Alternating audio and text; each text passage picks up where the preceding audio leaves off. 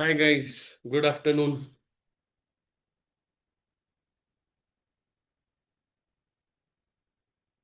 Can we all have our camera switched on? Hi Dipanshu. I see many familiar names over here. Good afternoon, sir.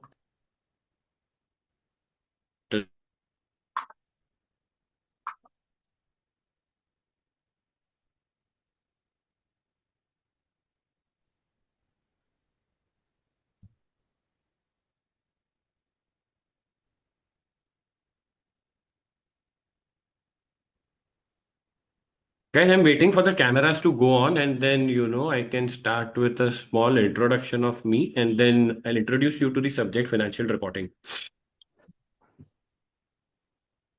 Hey, hi Dipanshu. How was your PM paper? Welcome to FR. That was great. Great. Yes, sir. Chalo. Hoping for the best. Thank you, sir. Guys, just a minute. I'm connecting my earphones.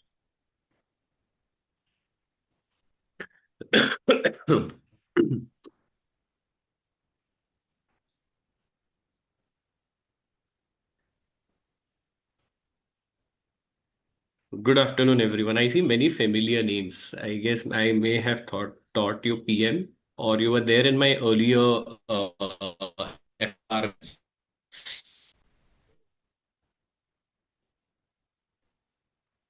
Why is there this issue I'm facing right now? Just a minute, guys.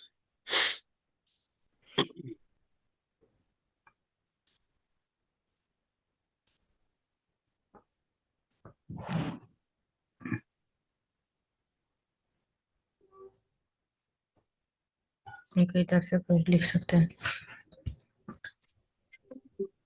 Okay, am I audible now, guys? Am I audible? Yes. Okay. Yes, So, guys, I am Bhavik Waghela, as you all know. You must have received, you must have got to know that I will be taking FR through that the sheet that was shared in the, the channel, right? So, I am a qualified ACCA and I have been teaching students since the last 10 years now. This is my third quarter at VGLD. Yes, so I have been teaching ACCA students for almost last 3 years now. Correct.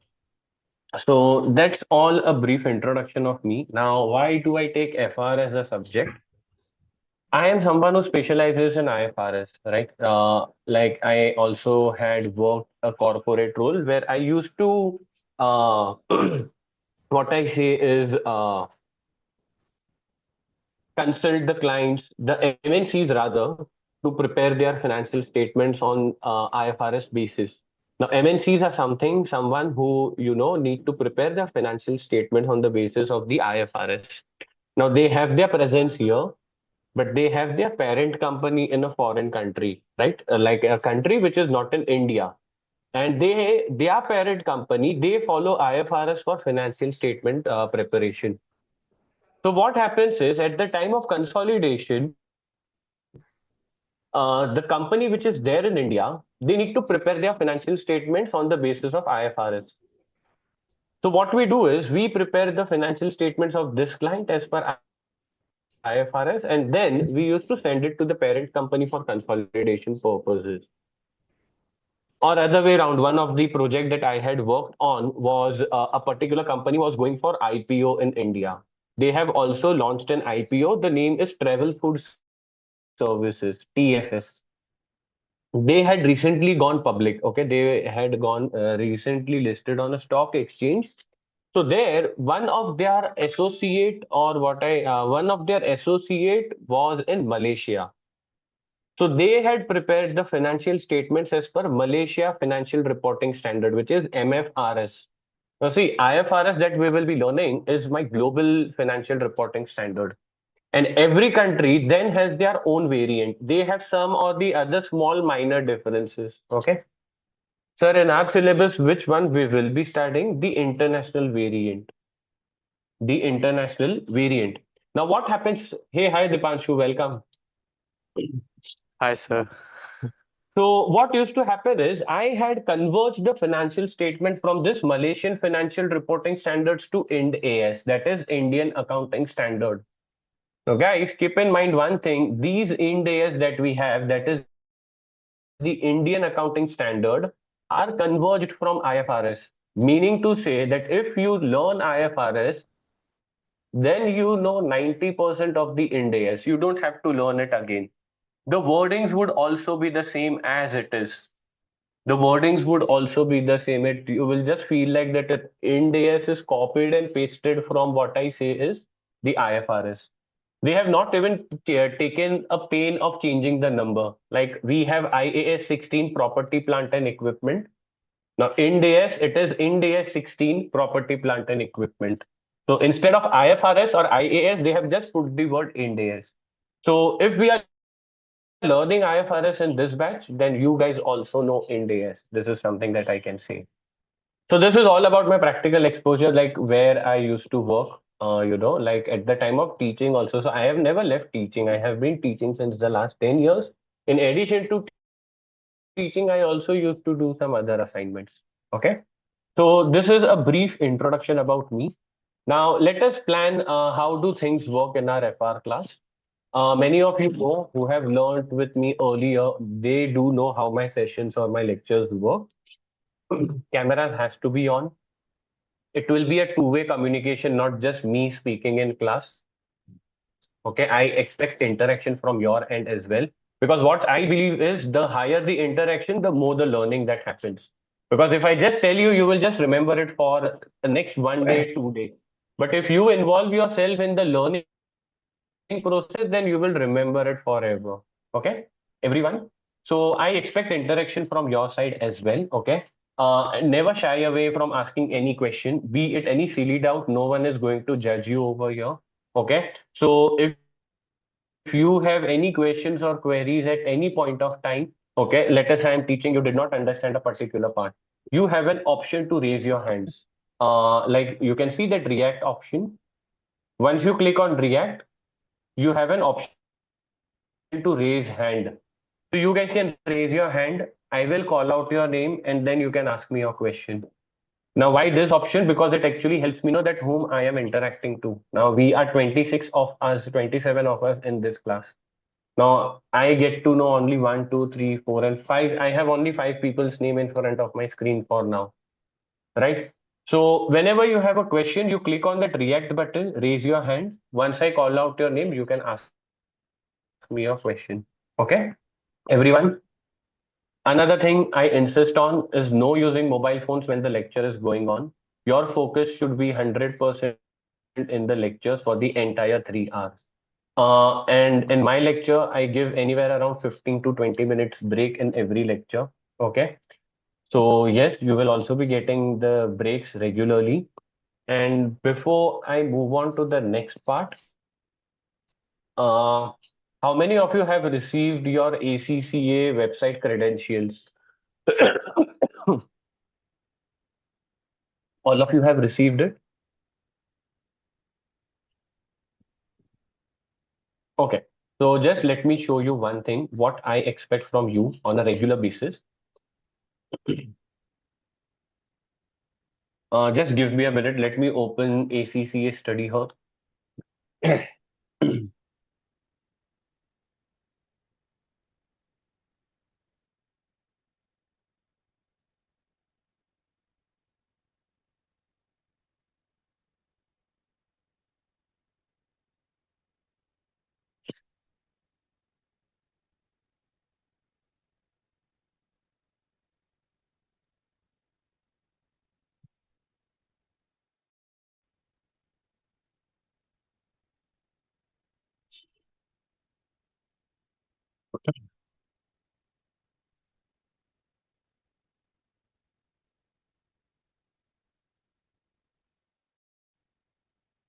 Okay, once you log into your portal, you go to My Qualification. On going to My Qualification, you will have the Study Hub. You click on Study Hub.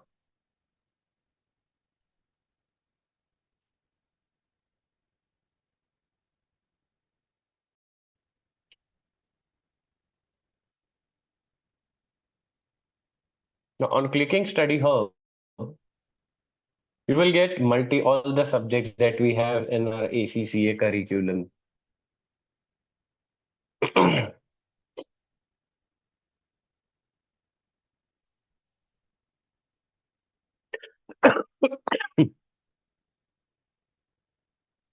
Can you see this? For exam September 2025 to June 26, financial reporting. You click study.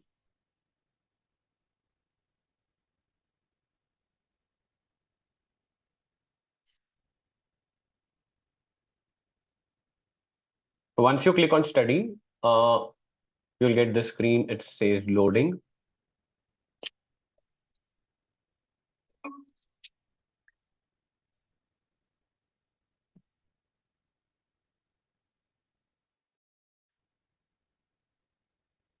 We have these many chapters to be studied. 27. Okay. Just a minute. I'll put my phone to silent mode. I'm so sorry, guys.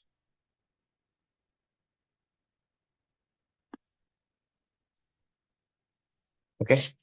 Now, guys, the sequence that we have here and the sequence that I will follow will be different. It won't be the same. So we will all be learning in the sequence. We will all be studying in the sequence that we follow in class. It is done for a reason. You will understand why when I actually test the syllabus. When we come across through certain topics, you will get to know that why I have followed a particular sequence. Okay. Now going ahead, now guys, we have these chapter-wise quizzes and practice questions. So I will be doing practice questions in class. Okay, as and when we do a particular theory a part, okay, we take a particular chapter and then we solve questions on it. We practice questions on it. Okay, now for example, I won't be solving all the practice questions, meaning to say, we will be doing it across the chapters. We won't be leaving any chapter untouched. Now, for example, revenue. Now you see, we have 12 questions. So I might be doing 8 questions, 9 questions, or 10 questions. I won't be doing entire 12. Reason, the time constraint. We have to complete the syllabus in anywhere around 70 to 75 hours. Now again, see, we have revenue 15 over here. Now out of this, I will be doing 5. Okay, I may be doing 10. But in a way, we will be practicing questions across all the chapters in the syllabus. Okay. And one more thing, you don't have to do study questions. You just have to do till constructed response only. Everyone, all the questions below study constructed response means starting from study questions chapter 1 IFRS, you have to ignore them. Why? These are non-exam standard questions. So please do not waste your time solving or practicing such questions. Everyone, so you can just ignore these. Which questions do you have to solve is from right from the first part, OT revision questions, till constructed response. When to solve, how to solve is something that I will be telling you as and when we progress with the syllabus. So every lecture end, I will be giving you a homework target that, okay, this is something that you have to get done before the next weekend's class. Okay. So let us say we meet on Saturdays and Sundays every week. So you have the next 5 days, Monday to Friday.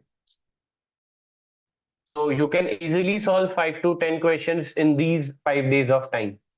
Correct? Now, practice question is something that I will be doing in class. Now, talking about quiz questions, this will completely be your homework. Okay, this will completely be your homework. Now, how to get to know which chapter? Now, again, you go to chapters section. Let us say chapter 7 is IAS 16, property, plant, and equipment. So, quizzes, chapter number 7 is on IAS 16. So, every chapter will have 5 questions. So, just imagine the number of questions that we will be solving. 10 to 12 questions per chapter in class, plus 5 questions for homework. So anywhere between 15 to 20 questions per chapter is something that we will be doing in class. Everyone understood your assignment? Like what will be the expectation? Yes. Everyone, what will be Okay, what will be the expectation from my side? Something that you need to do. Everyone got this. Yes, sir. Now, Yes, sir. FR is a practical subject, guys. Now, just learning theory will not help you get marks. So many a times what happens is students, they feel that this is a rule-based standard tells us something, we follow it, we will do it in class, exam directly. We won't practice the questions, we will directly solve the exam questions.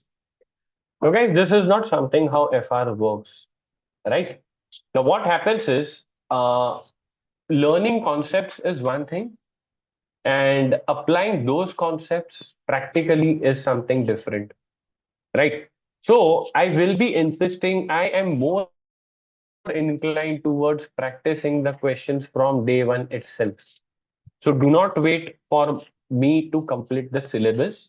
You have to start practicing the questions as and when we progress with the syllabus. Let us say we are done with IAS 16. You should be done with IAS 16 completely. That is the questions that we solve in class, the practice questions that might be left. Now, let us say if there are 12 questions, I might be doing 8 questions only in class. So the remaining 4 questions and plus the quiz questions that you will be doing. So as and when we are done with a particular chapter, you should be done with the theory part of that chapter and also the questions pertaining to them. Everyone understood? Now with this, what will happen is it will be quite helpful to you. Now, my students who have already learned with me in the past, they know how much this practice helps them. Correct, Dipanshu? Both the Dipanshus in the PM. Yes, sir. So Yes, sir. whatever time remains at the end, you can focus more, you can give more time to section C questions. So this is the reason that we will be practicing as many section A and B questions in the earlier stage, so that whatever time remains towards the end, we dedicate them completely for section C.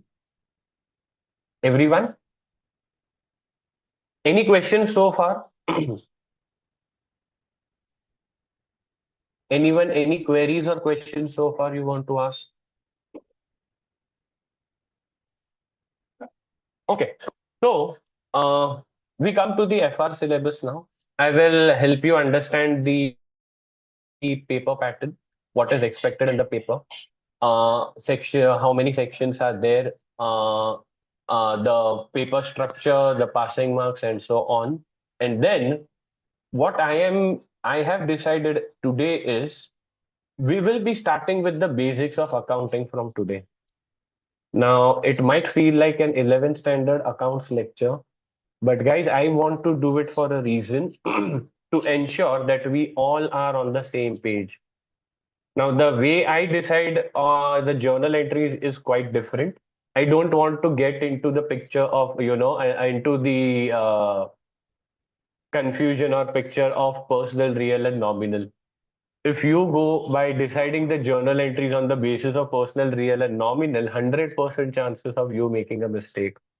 Firstly, you don't have that much of time to, decide whether the account is personal or real or nominal. Then you recollect the rule of personal account.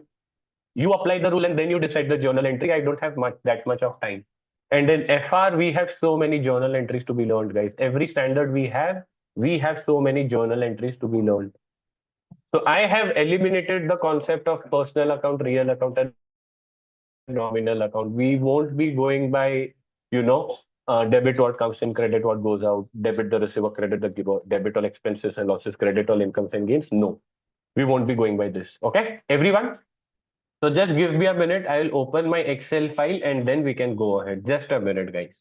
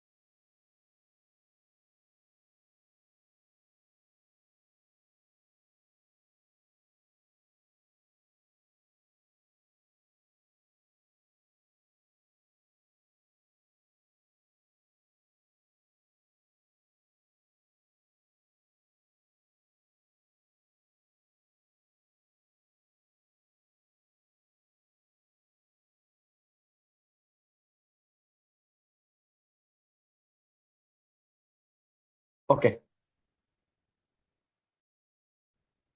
So guys, this is our current ACCA exam structure.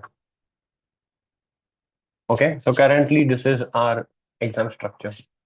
How many of us are from the exemption route? How many of us are from the exemption route, guys? Just raise your hands. So if I say exemption route, then I assume that we have not learned FA, MA, and BT subject. Am I correct? Okay, only 11 are from exemption route. Out of 29, only 11 are from the exemption route. Okay, 16. Okay, so almost 50% of us are from the exemption route. And guys, you need not worry. I do not assume any prior knowledge. I do everything from scratch. I take everything from scratch. So you need not worry that we have not learned the foundations, how we will prepare for FR paper. Okay. Now, guys, if you focus, then I have highlighted three subjects in the same format, using the same format. The reason for this is that all the three subjects are related to each other, are connected to each other. FA, that is financial accounting that we learn, forms a foundation for financial reporting. Financial reporting further forms a foundation for SBR, that is strategic business reporting. So whatever you learn in FR will help you in SBR, correct? So I say that if you attend the lectures regularly and consistently, then your 60 to 70% of SBR will get covered here only. So sir, what is the difference between FR and SBR then? The only difference is the way the questions are tested. The paper pattern is different. SBR is completely a case study based. The way you answer the questions is different. And in FR, the way the questions are asked or we answers the questions are different. That is the only difference. So if you are being consistent and regular in FR, your 60 to 70% of SBR is getting done here in FR level itself. Correct? You will see majority of the topics are getting repeated over there. You will feel like that it is a revision of FR. Okay? Everyone with me so far? So currently we are learning FR subject. Okay. Now in P level, we have two compulsory papers, SBR and SBL. That is strategic business reporting and strategic business leadership. And we have four papers which are known as optional papers. And out of these four, you have to write any two. So talking about me, I had written AFM and APM. Now I am not an audit guy. I hate audit. And I also hate taxation. So I had gone for AFM and APM. Now, which papers do you want to write depends on your area of interest. Do you want to make a career in UK tax? Then ATX is something that you can select. You want to make a career in audit? You can go for AAA. You want to make a career in AFM by default, you will be writing, guys. See, AFM, one subject is fixed. You will be writing AFM. Now, ATX or AAA, your choice, where you want to make a career. But I'll tell you, APM is the toughest paper across the entire ACCA syllabus. I had cleared all my papers in the first go with the scores being 60 plus in all the subjects. I had flunked in APM.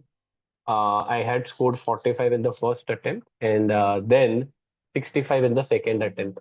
So APM is the toughest of all. The pass rate is the lowest. Okay, I'm not scaring you guys or making you worried. I'm just telling you the truth. The something that I had faced in my ACCA journey. Okay. Now, guys, talking about the paper pattern, we have three sections: A, B, and C. Section A, Section B, and Section C. So, is the paper completely subjective? That is completely descriptive kind of question answers? The answer is no. We have 60% objective and 40% subjective. Now, section A will have 15 MCQs of 2 marks each. So total 30 marks. Now, section B, we have three multitask questions of 10 marks each. Now, one multitask questions will have further five MCQs. I hope you understand. One multitask questions will have further five MCQs. So total, we have three fives are 15 MCQs again. But these are case study based. And each of the MCQ will again be for 2 marks. So two 15s are 30. So one multitask question will be for 10 marks. So two fives are 10 and 10 times 3 is 30. Everyone understood? So are there any negative marking in ACCA? The answer is no. Now, what do I mean by negative marking is you get penalized for selecting the incorrect option. So does this happen at ACCA level? No. At ACCA? No. So what if the answer is incorrect? You just get 0. You don't get any negative marks. And then we have section C. Now in section C, we have two constructed response questions. Now guys, you don't get any option over here. This is not a BCom exam like solve any 2 out of 3, any 2 out of 4. Nothing like that. There will be two questions that will be tested by ACCA, which will be 100% compulsory to be solved. Now talking about section C, this is what you can expect. First, the question can be on IFRS 18, that is single entity FS, where we will be expected to prepare the financial statements of the company, just like your 12th standard final accounts. But here the pro forma will be different. Or it can be analysis and interpretation, meaning to say, see, these are the three topics which can get tested in your section C. So first question will be from single entity and analysis and interpretation. Or the second possibility is consolidation and analysis and interpretation. Meaning to say, one question is for sure fixed, which is on analysis and interpretation. Now, what is this? This is something that I will cover as and when we progress with the syllabus. Everyone understood? So you have to study only these three chapters for section C. Okay? Yes, Hemanya. Yes, sir. I have a question regarding the exemption questions. Sorry, exemption exams. That you were saying that if we Hmm. have interest in taxation or audit, and accordingly we can select the exam. I just wanted to confirm, like this is for UK, right? But if we Correct. wish to go for US taxation or US audit, will this be helpful in our career? No, no. Then you will have to consider US CPA as well for your career. Okay, See, ACCA is not accepted in Canada and US for the reason they do not follow IFRS. What they follow is US GAAP. So it is completely okay, different. So all right, if you want to go to US, you can you can also pursue US CPA degree. It has only 4 papers, only 4 subjects. That's it. right. In ACCA, we have 13 papers. There, you just have 4 papers to be done. Okay. Thank you. Okay, no problem. Okay, so everyone understood? And I will tell you one thing. These topics, I will be doing them towards the end for a reason. Now, to prepare the financial statements, I need to do IAS and IFRS. I need to know all the IAS and IFRS. So if I do not do IAS and IFRS with you guys, how can I start with a full financial statement preparation question? Now, I cannot ask you guys to directly jump into the sea to swim. We will first be learning in a bathtub, and then we go to the swimming pool, and then we go to a lake, and then river, and then a sea. I cannot ask you guys directly to jump into a sea, right? So we will first be learning all the small chapters that we have, all the theoretical questions that we have. Theoretical as in all the concepts that we have, basis which will help us to prepare the financial statements. Everyone? Once we are done with this, I will be doing section C towards the end. I will be clear when will I be doing Jan and till mid of Feb, we will be doing all these three topics. From end of January to mid of Feb, we will be doing these topics. So till then, we will be doing all the small individual chapters that we have. Okay. Now talking about passing marks, you need to score 50 to clear your paper. Is there any negative marking? The answer is no. And time, 3 hours. So I'll be clear with the time management from day one only. We have 180 minutes and we have total 100-mark paper. So if I talk about time management, then you have 1.8 minutes per mark. But we have 2-mark questions. So 1.8 times 2 is 3.6 minutes per mark. You cannot give more than this much time. Guys, there will be certain questions which will get done in 30 seconds itself or 1 minute itself. Okay, so this is just something that I'm giving you. I'm throwing some information on day one only. We will also be working on time management from day one itself. Okay. And why do I ask you guys to solve questions on Study Hub is for a reason that they also keep an eye on the time that we are taking to solve a particular question. Now I'll show you just a minute.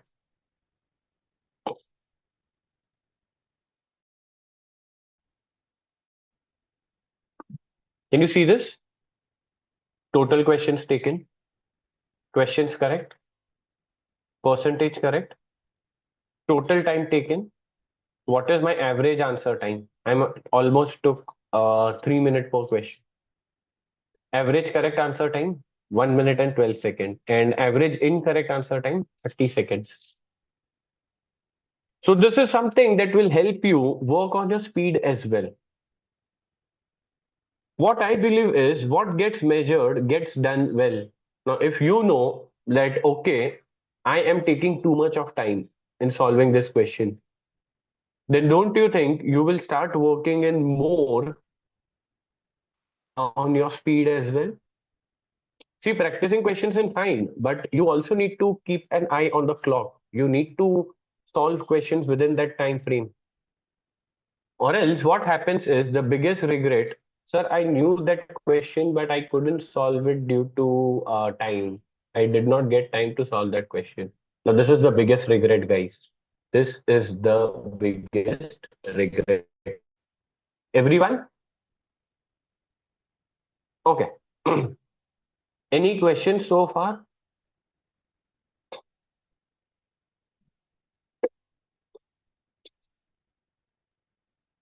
Anyone, any questions or queries so far?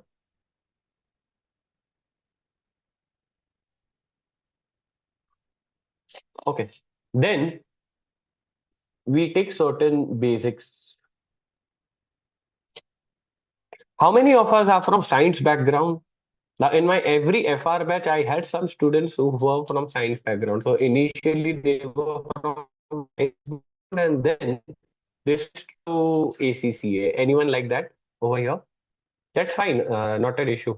I just wanted to see if that, record is still being continued. Okay, so this is my first batch where I have no students from science background.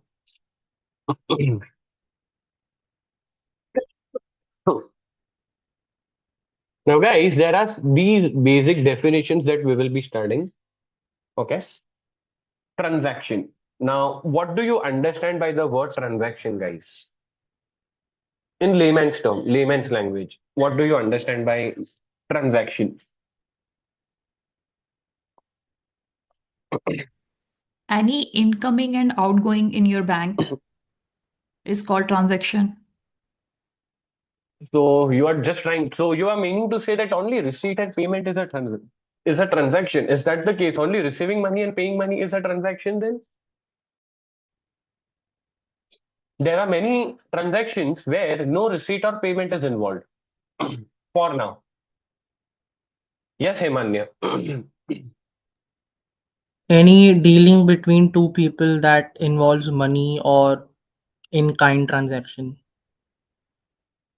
Okay, perfect. Yes, Samson. Someone has their name saved as Samson. You can change your name.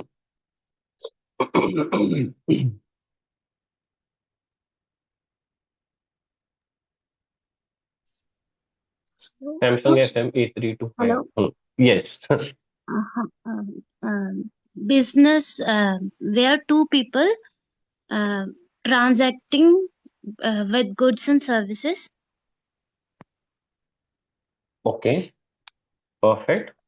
So, guys, transaction is business dealing between two people.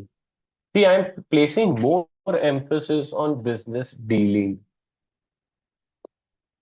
So, only the transactions that pertain to the business is something that I record in my financial statements. Now, I purchased a vehicle for my personal use out of my own funds. I will not be recording this transaction in my financial statements. Why? Not a business dealing. I took my family for lunch or dinner. I will not be recording this transaction in my financial statements. Why? Not a business dealing. So, in financial statements, we record, or financial accounting rather, we record all the business transactions only. Everyone understood the word transaction? It is any dealing between, any business dealing between two people. Two people. The next we have is the definition of income. Definition of income. Before that, yes, Sia. Money received from sale of goods or services. Perfect. So what is income is money received from sale of goods or services.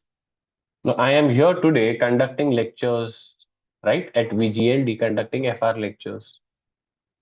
Now, this is an income for me. I am providing service to you guys, correct? Now, this is income for me. So, uh, receipt of cash after selling goods or providing services is my income. Is my income. See, all receipts are not income, guys. I take a loan from bank. Now I have received money. But is this my income? No, sir. This is not my income. This is a loan that I have taken. So what is expense then? Expenses, expense is something which we give to someone for a exchange of goods and provide taking services. Okay. So can I say income expense is exactly the opposite of income? Now income for me is expense for VGLD, professional fees paid to Bhavik sir for conducting FR lectures. Correct? So what is expense? It is payment of cash after purchasing of goods or receiving services. Now, again, not all payments are expenses. I may give loan to, let us say, Dipanshu. Now, here I have paid cash to Dipanshu, but is this my expense? The answer is no. Why? This is a loan that I have given to Dipanshu. This is not the payment that I have made him for purchase of goods or receiving services. Everyone got this. So, are we clear with transaction? Are we clear with income? Are we clear with expense? Perfect. Then we come to assets. We come to assets. What is an asset? What is Anything an asset? business own which can give benefit in future. Perfect. Anything which a business owns, of out of which the business is expecting benefits in the future. I have purchased this laptop to conduct my lectures.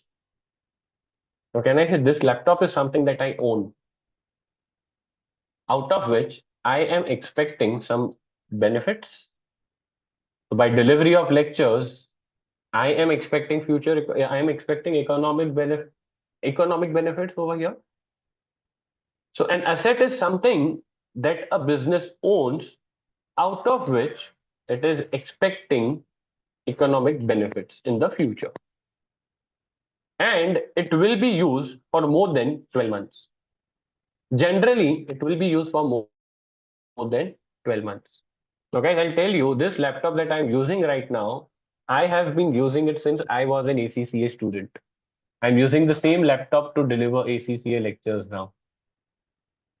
So by God's grace, nothing has happened to this laptop so far. Correct? And I do, I expect nothing will happen to this laptop for the next 2 or 3 years. Everyone understood this.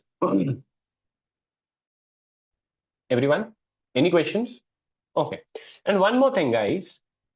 Any amount that you have receivable from someone, any amount receivable is also an asset. If you remember, let us go to the flashback. I had given a sum of rupees 5 lakhs to Dipanshu as a loan.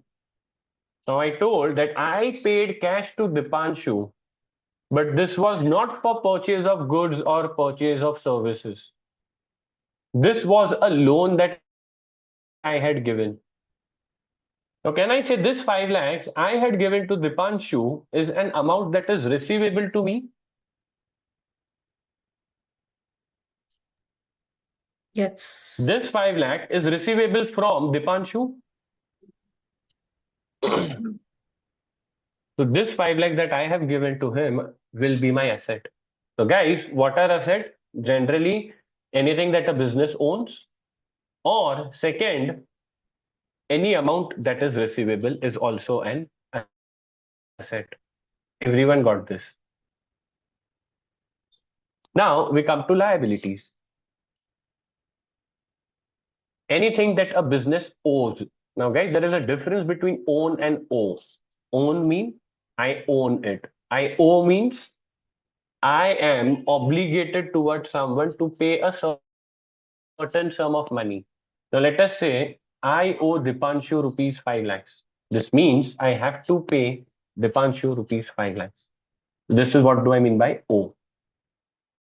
So, what is a liability? Any amount that a business owes to someone is a liability.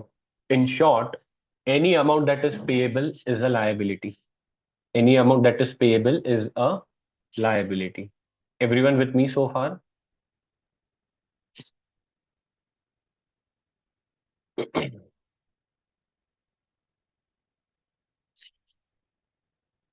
Now, what is an account?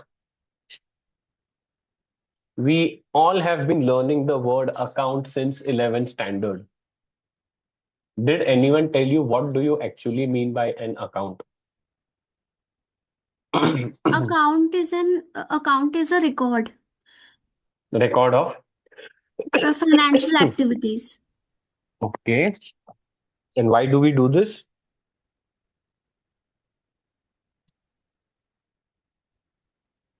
To record journal entries.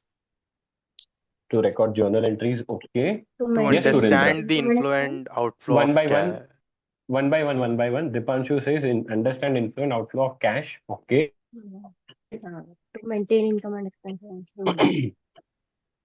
To maintain Income and expenses. And okay. to get what at the end about profit and loss at the end. Yes, Surendra. Yeah, it is related to all the transaction for a particular expense type, let's say rent or any interest. Hmm. It's summarize details in a particular head. Understood. Now, guys, I'll take my example. Now, let us say I purchased a 3 BHK flat recently, right? Now, once I move into that flat, do you think I will keep my clothes here and there? One shirt will be in hall, one pant will be in the first bedroom, my belt will be in the second bedroom, my shoes will be in the third bedroom. Is this something that I do? No, No. I think account is the way to maintain systematically. Perfect. Now, what happens Arrange. is, please correct, to arrange and organize. Arrange. Now, what will happen in this such a case? I will have to roam through my home, yaar. My handkerchief is here, my shirt is there, my pant is there, my belt is there, my shoes are here, my socks are here. I will just get tired, guys. I will end up reaching late at the office. Now, let us take the best example of my best friend, Mr. Mukesh Ambani. Imagine the size of his company, guys, Reliance Industries, lakhs of transactions. I'm not talking about the amount, I am talking about the number of transactions. Imagine the number of transactions that are taking place in Reliance Industries on a daily basis. Now, even a 3 BHK flat won't be sufficient to store all the invoices that for all the transactions that are taking place on a daily basis. Mukesh Ambani might have to purchase buildings and buildings and buildings. So just imagine electricity bill for the month of April is written in building number 1, is there, the document is there in building number 1. For the month of May, it is there in building number 2. Just imagine what will happen to him. He will become the fittest businessman, right? So what happens in an account is we record transactions pertaining to a particular head or item of income, expenses, a person or asset or a liability at one place.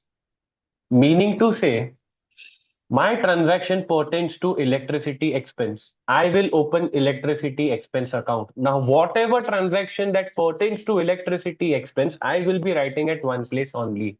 Why? If I want to see that, okay, what is the total electricity expense that I have paid for the period, during the period, I get all the information at one place. Rather, I don't have to run here and there. So account, it maintains a systematic track of financial records pertaining to a particular item of income or expense or a person or a capital or an asset or a liability. Everyone understood this? Okay. So all of these transactions are recorded at one place. This is the reason we all have wardrobe in our rooms, right? That all your belongings will be at one place so that you don't have to run here and there. So what is an account is a record in an accounting system that tracks the financial activities relating to a particular person, asset, liability, particular head of expense or income recorded at one place. Everyone with me so far?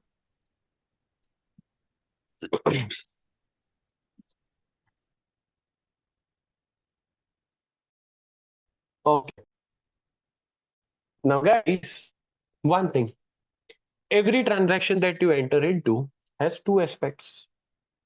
So today is Saturday afternoon. Let us say I go on lunch after the lecture. I have planned a lunch after the lecture. Now I go to the restaurant. I'm hungry after the lecture. I end the lecture at 3 p.m. today. I go for lunch. I am hungry. So what will happen once I go to the restaurant? I'll order food.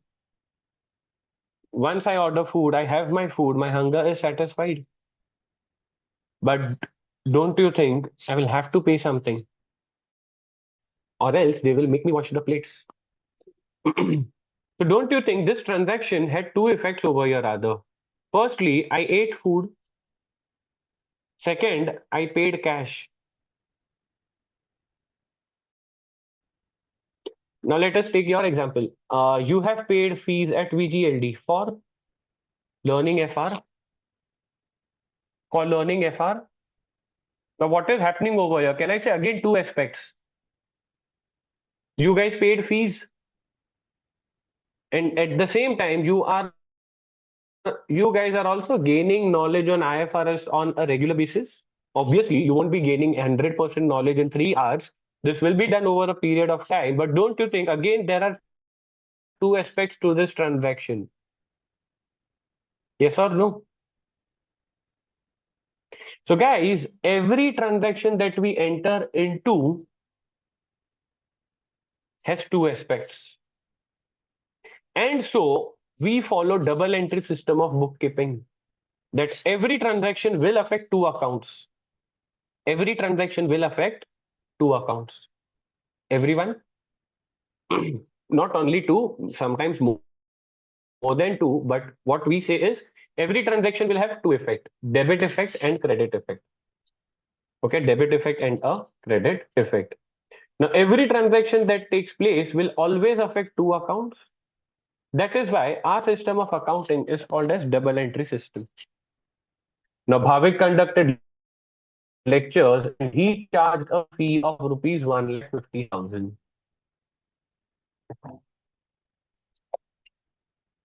Now, let us analyze this transaction.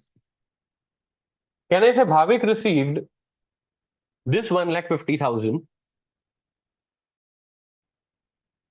on providing services? And we just learned what is income. Receipt of cash after selling goods or providing services. So this is an income for me. And secondly, can I say I received a check? I received a check. So what are the two accounts that will be affected over here? Firstly, income. Firstly, income. And second, bank account. My bank balance will increase. My bank balance will increase. So for now, let us keep in mind that income is nominal account. So now income for Bhavik is nominal account and Bhavik received check. Now this check is actually not a real account. I consider it as a personal account. See, check is not a thing. What is a check actually is you are giving instruction to your banker to transfer that much of funds to the other party's bank account. So what I will say is that my bank received a sum of rupees 1,50,000. Hence, I debit bank. Why? The amount receivable from bank has increased by 1,50,000. I hope understood. Everyone understood this.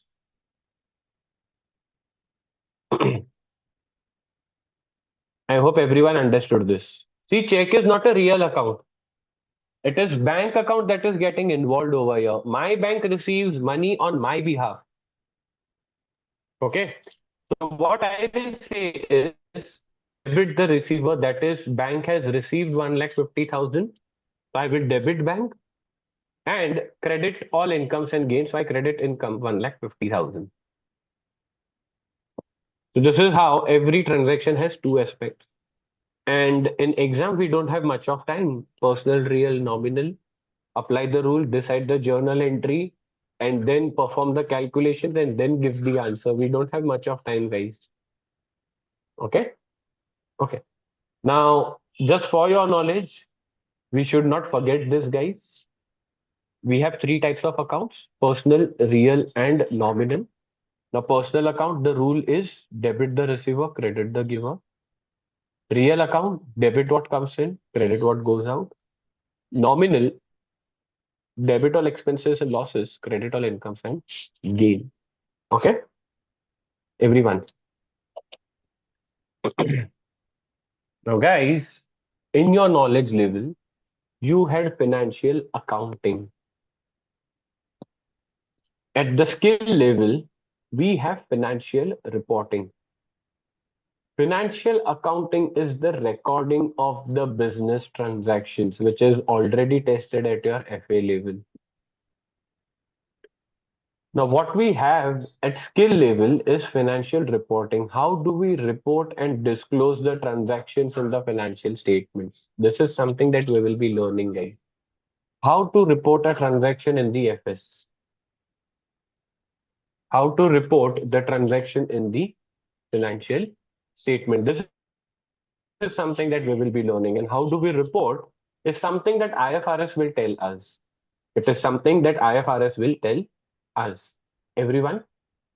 Now, every item that we have in the financial statement almost has its own accounting standard. If I talk about property, plant and equipment, we have IAS 16. So we will be referring to IAS 16 for all the transactions and all the things pertaining to property, plant and equipment. Then we have inventory. So for inventory, we will be referring IAS 2. We have investment property, we will be referring IAS 40. We have intangible assets, we will be receiving IAS 38. Then we have cash and cash equivalent. The definition of cash and cash equivalent, we will be referring IAS 7.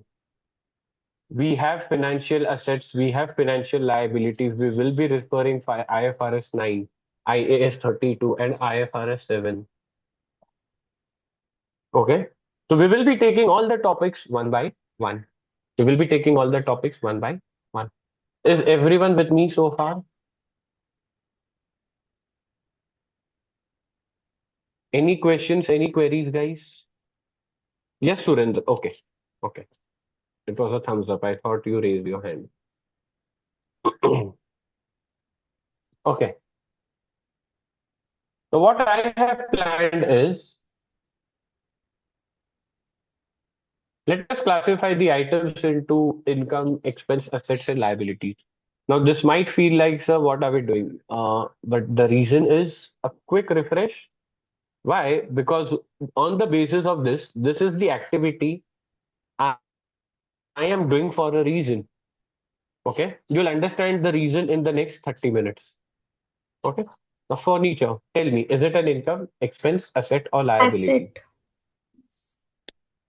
Equipment, Assets. asset, rent Assets. received. Rent received, asset. Income. Income. Income. Vehicle, Asset. Asset. Asset. asset. Bank balance, Asset. Assets. asset. Cash in hand, Asset. Assets. asset. Electricity bill, Expense. Liability Expense. or Expense. my friend, expense, not a liability. Office rent, Expense. Expense. salary. Now Expense. don't ask me, sir, expense or income. See, we always do accounting from the company standpoint, business's standpoint, and for business, salary is always an expense. Loan taken, Liability. Liability. Liability. loan given, Assets. Asset. creditors, Liability. Liability. debtors, Assets. Asset. shares in Asset. Reliance Assets. Limited, Equity. Assets. Assets. asset. Guys, not equity, it's an asset. Okay. Assets. Stationery bill, Expense. Expense. Expenses. Expense. expense. General repairs, expense. Expenses. Now laptop purchase, laptop purchase. Asset. Assets, and No. maybe if it is for business use, means reselling and all, then it may Perfect. be Very good. Very good, Rent. Surendra. purchase. Asset. So guys, we are not into 11th and 12th standard right now, right? We are not 11th, 12th standard kids. Now, you will be becoming a consultant, right? Let us say after completing your ACCA, you plan to become an IFRS consultant. Your client says, I purchased the laptop. Tell me the journal entry. Don't be in a hurry to give the journal entry a debit, laptop, credit, bank, or credit payable. You will ask, what is the purpose of this laptop? Have you purchased it for your office use? Or you have purchased it for resale? If that is the case, then it is your inventory and no longer your non-current asset. One more question that you have asked, you ask is, have you taken this out? Have you done an outright purchase or you taken this laptop on rent? Another question that you ask. Yes or no? Yes. Means, have you purchased it outrightly for business use?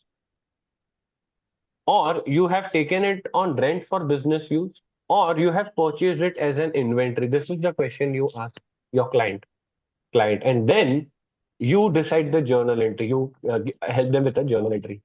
Now, guys, anything that is purchased for business use will obviously be an asset. But for resale purpose, I will consider it as an expense. Why? Inventory, right? So I'm just generally writing here laptop purchase as an asset, but we need to understand one thing. Laptop purchase for resale will be considered as an expense, but laptop purchase for office or business use will be considered as an asset. Now let us say I purchase laptop from Gada Electronics. Now for Gada Electronics, this laptop will be inventory. But for Bhavik Limited, it will be an asset. So you also have to understand the use of the asset or a particular item. I hope everyone is clear. Yes, sir. Now refreshments, Expense. expense, servicing of vehicles, Expense. Expense. Expense. is everyone clear?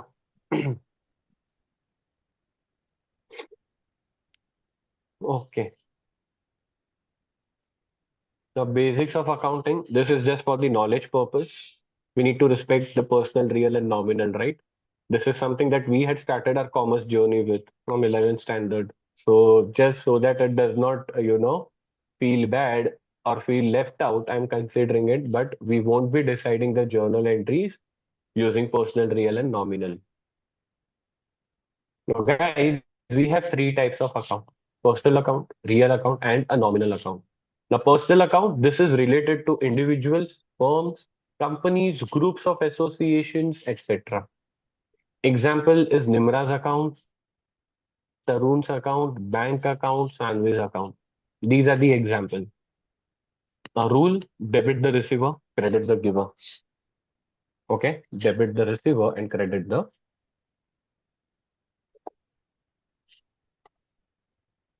giver. Then we have real account. These are related to assets or properties. Real account is related to assets or properties. Example include machinery, furniture, land and building, goodwill, shares, cash, investment, etc. So debit what comes in, credit what goes out. Understood? And then we have nominal account, which are related and associated with losses, expenses, incomes, or gains. Example include salary, electricity bill, rent paid, traveling expenses, commission received or paid, bed debts, discount received or allowed, etc. The rule is debit all expenses and losses, credit all incomes and gains. Everyone understood this? Everyone? But sir, you also told any amount receivable is an asset. So where will amount receivable fall? Personal or real? Personal. Personal. Well, I have amount receivable from Dipanshu, right? And Dipanshu is an individual. Everyone got this? Okay. Then we perform the next activity.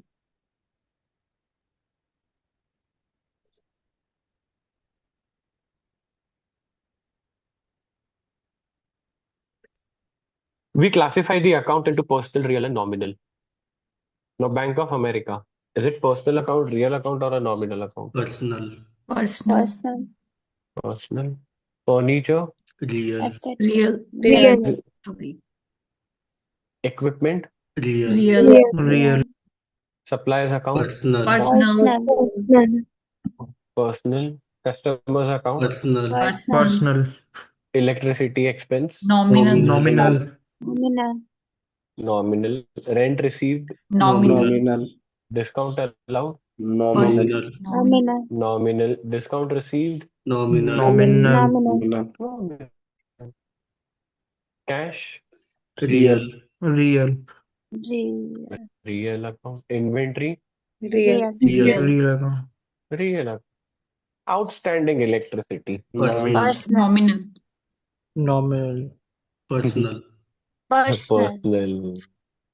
Guys, outstanding electricity, it does not tell me about the expense, it tells me about the amount payable.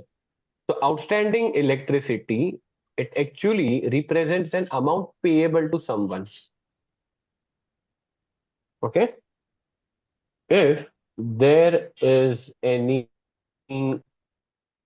prefix with an item of income or expense, then it is no longer a nominal account.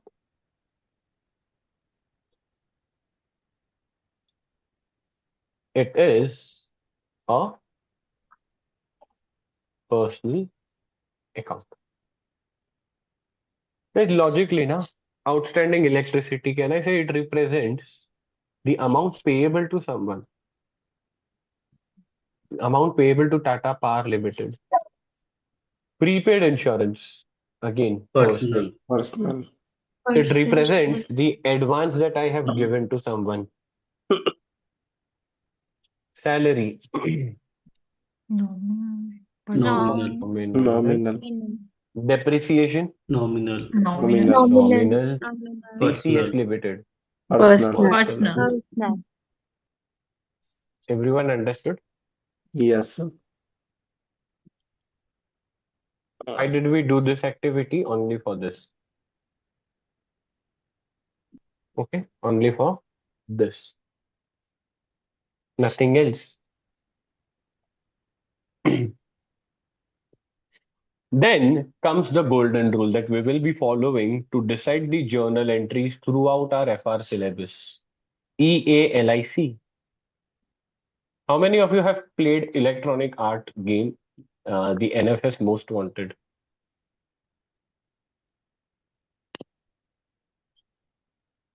I have played a lot. EA Sports, right? Electronic Art Sports. So this is what EA stands for, EA. And LIC we all know. Okay. So guys, in addition to the golden rules that we have to decide the journal entry, we also have one more rule to decide the journal entries, which is the EALIC. Now, what is a journal entry? Now, see, I cannot record my business transaction in a statement form. Will it be of any use? You have recorded all the transaction in a statement form, and then you are giving the information to Mr. Mukesh Ambani that listen, these are all the 1,50,000 statements that we have pertaining to the electricity expense. You will go mad. So what we do is we record this transaction into using a So what is a journal entry? It is a concise record of a business transaction. I identify two accounts and then I decide whether to debit or to credit it. Correct? So before we get into this, let us understand the mnemonic EALIC. Mnemonic is the short form. Mnemonic means E and A stands for expenses and assets. So E stands for expense, A stands for assets. LIC, L stands for liability, I stands for income, and C stands for capital. Capital. E and A will always be debited, guys. Meaning to say, you want to record an expense, you want to record an asset, you always debit it. Now, LIC. L stands for liability, I stands for income, and C stands for capital. You want to record a liability, you want to record an income, or you want to record a capital transaction. Capital, that is, what is capital? Amount brought in by the businessman, right? Amount brought in by the proprietor. You will always credit it. So EA will always be debited. LIC will always be credited. Everyone understood? Yes, sir. So going forward, how do we decide whether to debit or credit is we decide if a particular transaction involves expense, asset, liability, income, or capital. If it leads to an increase in asset or increase in expense, we will debit asset or we will debit expense. If it leads to increase in liability or increase in income or increase in capital amount, I will be crediting it. So EA will always be debited. LIC will always be credited. Sir, what if you want to reduce an asset? Now, guys, asset can I say will get reduced by depreciation? Yes. So to increase an asset, you had debited asset. So to decrease an asset, what will you do? Just reverse. Credit. Credit the asset. And same logic applies for expense also. Best example I can give is prepaid expenditure. You had entirely taken the payment to your P&L. You had paid 15,000, out of which you get to know that 6 months fall in the next financial year. So in your P&L, you must have recorded 15,000 as your expense. You will now have to reduce it to 7,500. Yes or no? Yes. So you will credit expense over here. So to record an expense or to record an asset, you debit it, but to reverse it or to reduce it, you credit it. Everyone understood?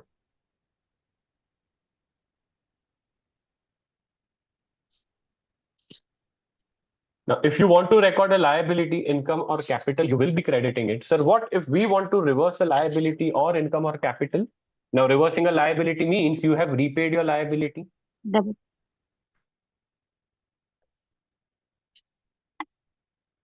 Reducing your income means either sales returns,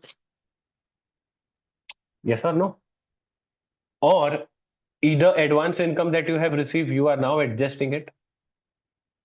And you are reversing your capital means the amount that is withdrawn by the businessman. Correct? So to record a liability, income or capital, you will be crediting it. And if you want to reduce the liability, income or capital, you will be debiting it. Everyone understood? Now let us decide on the journal entries for these transactions.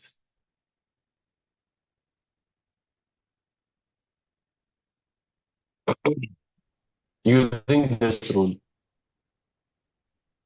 Now paid cash, $10,000 for salary. Paid Salary cash, to bank. $10,000. Salary to bank. To cash. Now, can I say salary is expense? Yes. To record an expense, what should I do to expense? Debit cash. So no, debit salary, not debit cash. Sorry. Yeah, debit salary. Now, because I paid salary, don't you think my cash balance will fall? Yes. And cash balance is an asset, liability, income, expense, or capital. What is my cash balance? Assets. Asset. So to record a reduction in asset, should I debit it or I should credit it? Credit. Credited.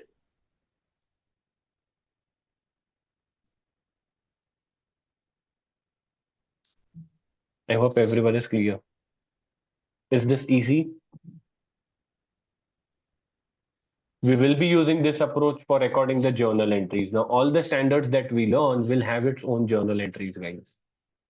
Okay, everyone? So firstly, you will classify whether the transaction pertains to expense, asset, liability, income, or capital, and then we decide the journal entry. We no longer get into the picture of personal, real, and nominal. Now, received rent 14,000. Now, rent received, what is this? So, cash we received and rent is income. So, Rent is income. Perfect. so cash account debit to income rental Perfect. income. Very good. So can I say rent received is income? And to record income, we credit income or we debit income? Credit income.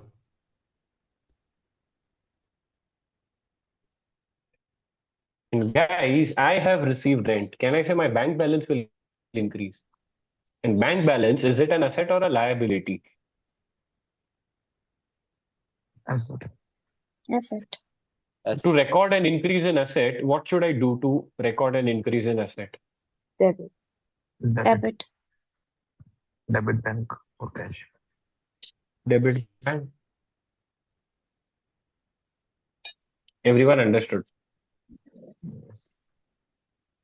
Next, Mr. A introduced capital $15,000 in the business. Now, what does this transaction pertain to? Capital, income, expense, asset, or liability? Liability. Capital. Capital. This is the amount introduced by the owner. Now, because of this, will the capital amount increase or decrease in the business? Think from the business's standpoint.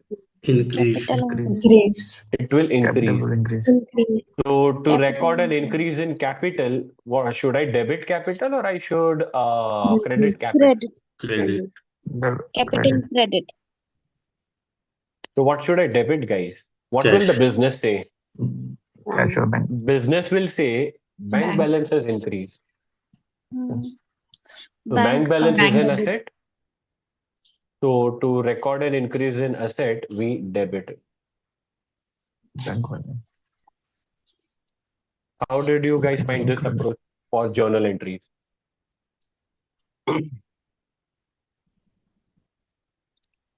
Now, this is something that we will be following throughout our FR syllabus, guys.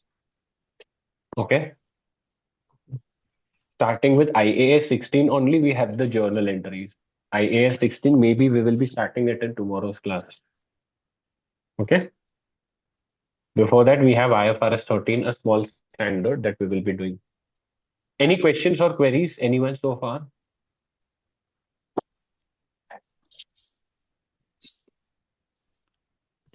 Okay.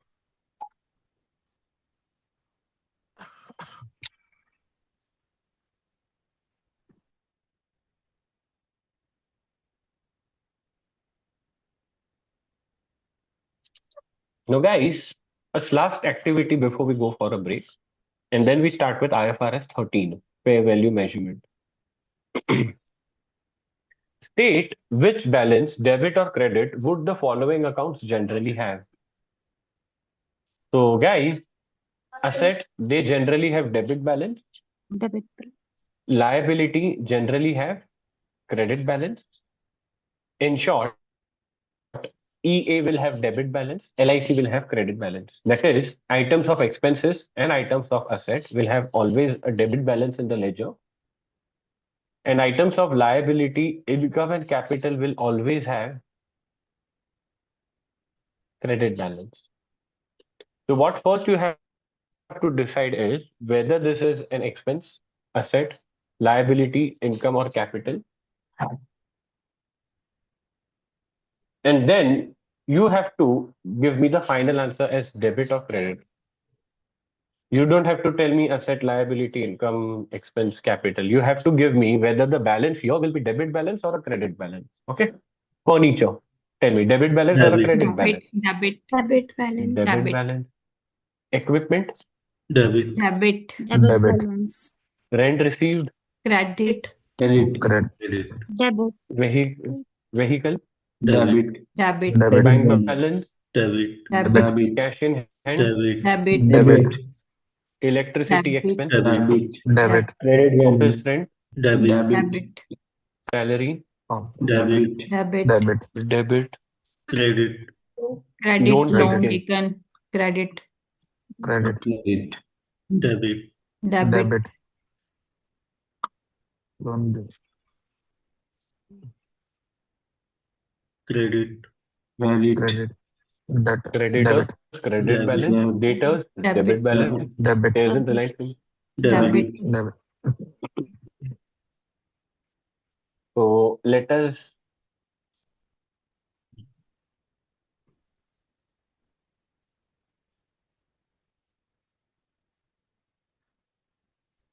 Sir यहाँ पे ये electricity bill तो sir वो expense होगा ना correct. So expense have debit balance, right? So we form a conclusion, guys. All the assets will always have debit balance. All the income will always have credit balance. All the expenses will have debit balance.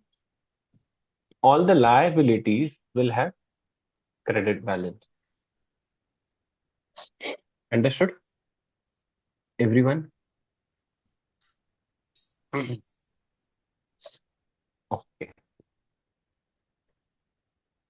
It's 1:23. Let's take a 20-minute break. After the break, we resume and continue with, rather start with a new topic, IFRS 13, a basic small standard that will help us as a foundation for all the standards that we will be learning. Okay? Just be on the call. Uh, Keep your mics on mute, the cameras off, and then we resume at 1:43. Okay? Just ensure that the mics are off during the break. Are we back, everyone?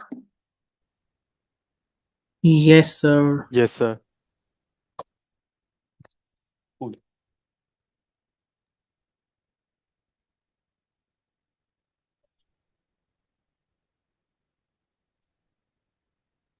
Just give me a minute. I'll open the notes for IFRS 13.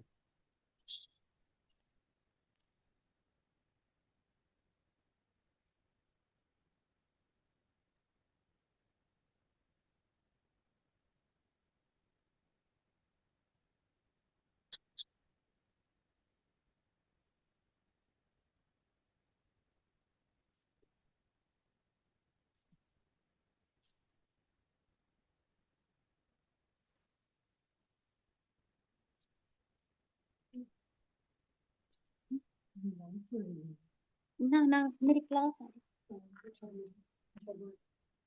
Okay.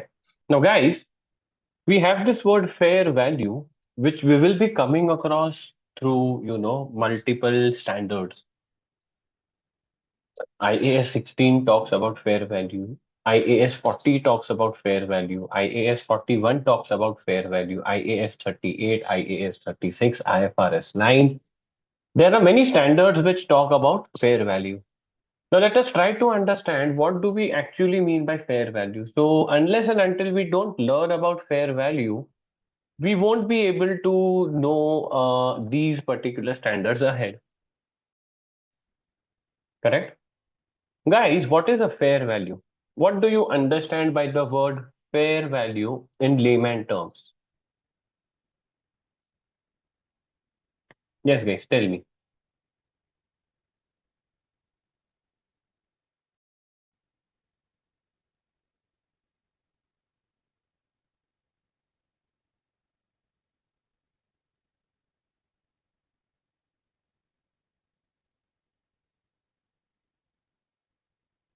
What do you, yes, Himanya. Getting the like the right price for our product, or we can say the market price, or like the actual market price for the product that we are selling or services we are giving. Okay, perfect. Value of a product in market. Perfect, Gaurav. Now, guys, how does the standard define fair value as? Now, fair value is the price to be received on selling an asset or a price to be paid on transferring a liability. In an orderly transaction between the market participants,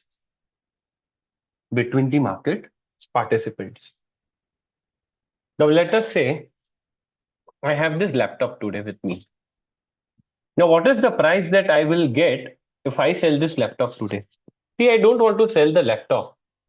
What I am seeing is what is the maximum value that I will get on selling this laptop. Now I go to the market, the dealer tells me that, listen, Bhavik, you will be getting this laptop, you will be getting 18,000 only for this laptop. Now this 18,000 is my fair value. So what is a fair value?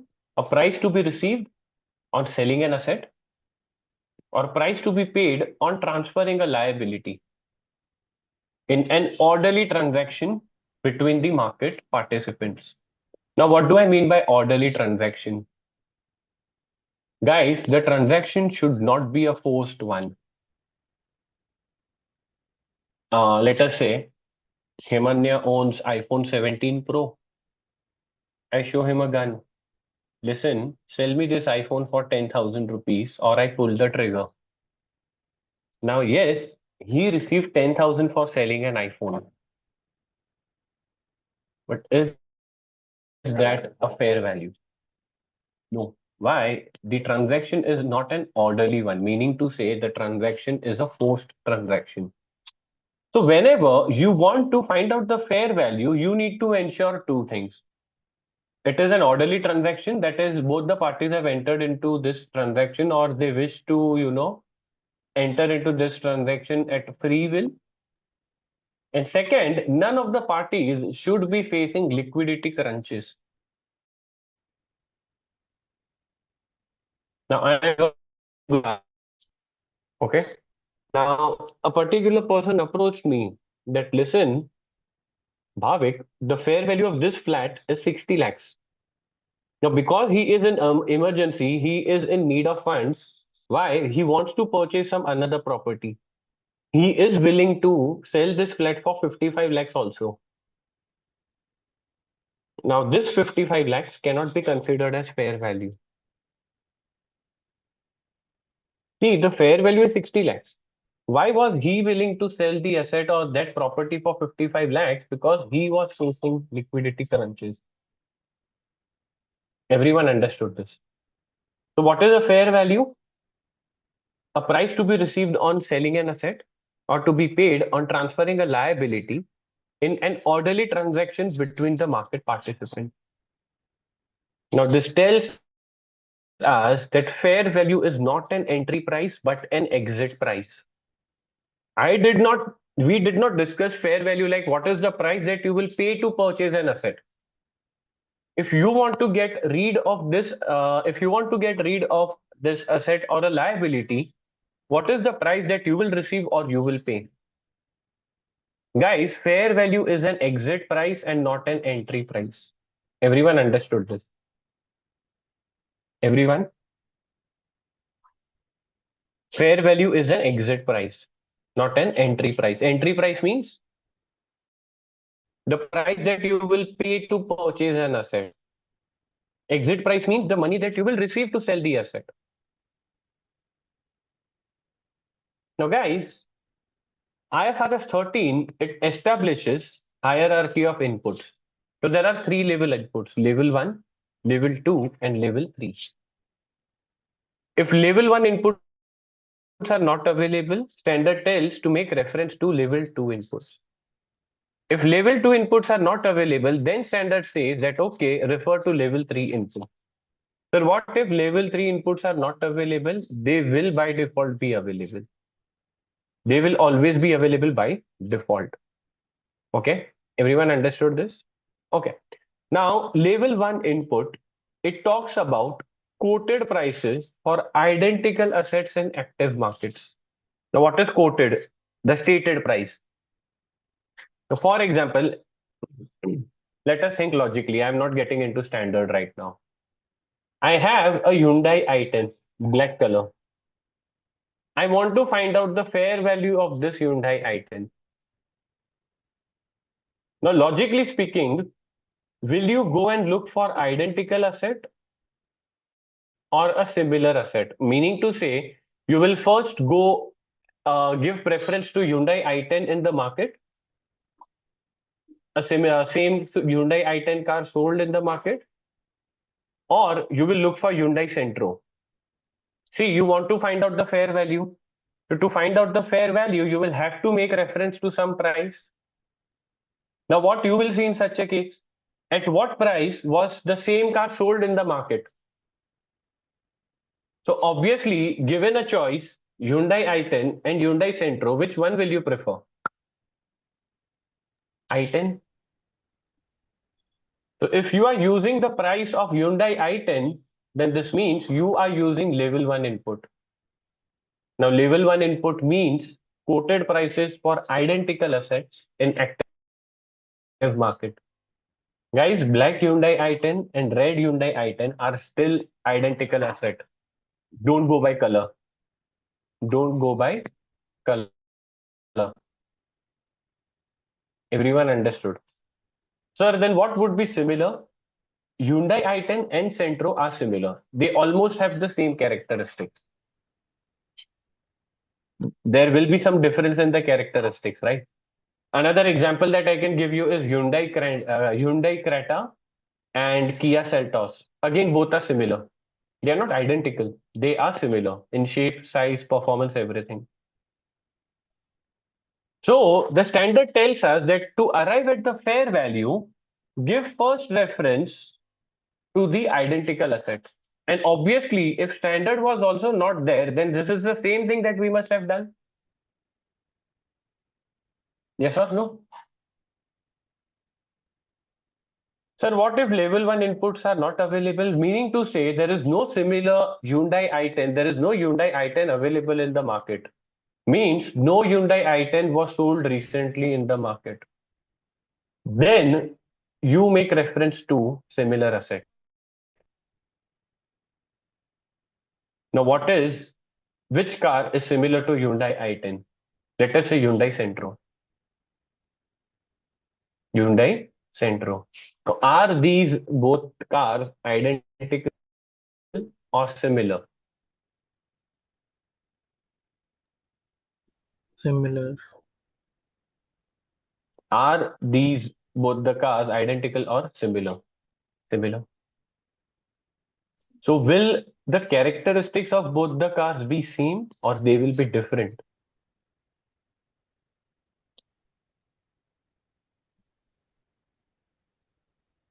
Will the characteristics of both the cars be same or they will be different?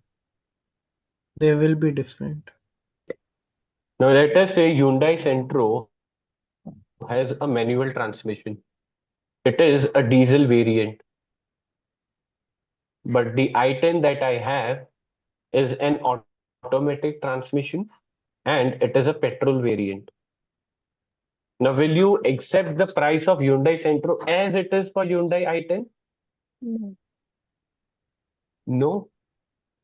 The features of both the cars are different.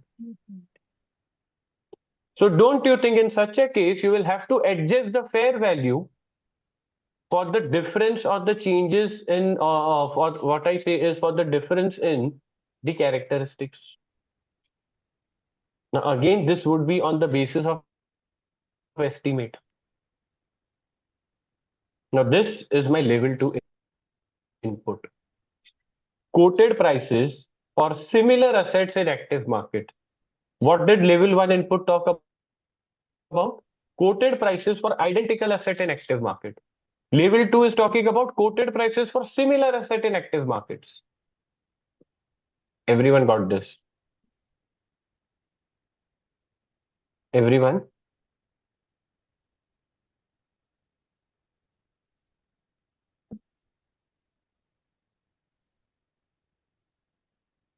So, quoted prices for similar asset in active markets or quoted prices for identical assets in less active markets is my level 2 input. The identical asset is available, but the market is not active, meaning to say no frequent purchase or sale of this particular asset takes place in the market, okay, of the commodity that is being measured. Now, let us say I get to know that the fair value of Hyundai Centro is 2,50,000. Now, I want to arrive at fair value of Hyundai i10. Now, what I decide is, okay, the size of Hyundai Centro is bigger than Hyundai i10. So for the size difference, I will adjust 20,000. I will subtract 20,000, the random numbers. Yes or no? Guys, the bigger the car, the higher the price. Now let us say transmission. Hyundai Centro is manual transmission, but i10 is an automatic transmission. Now can I say automatic transmission by default will have higher value as compared to manual transmission? So I will add 50,000. Again, I have taken any estimated number, assumed number. And third is the fuel variant.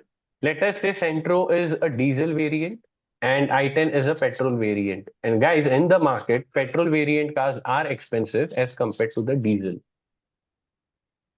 So let us say I again add 30,000. So what I say is that, okay, the difference in fair value because of these characteristics, difference in features is 60,000. So I add 60,000 to this 2,50,000. Now this 3,10,000 is the fair value of Hyundai i10 as per level 2 inputs. Everyone understood? Everyone got this? Yes.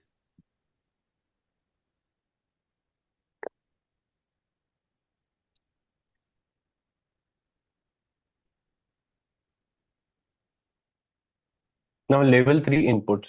Sir, what if Hyundai Centro is also not available or no other similar car is available in the market? Then what should we do in such a case?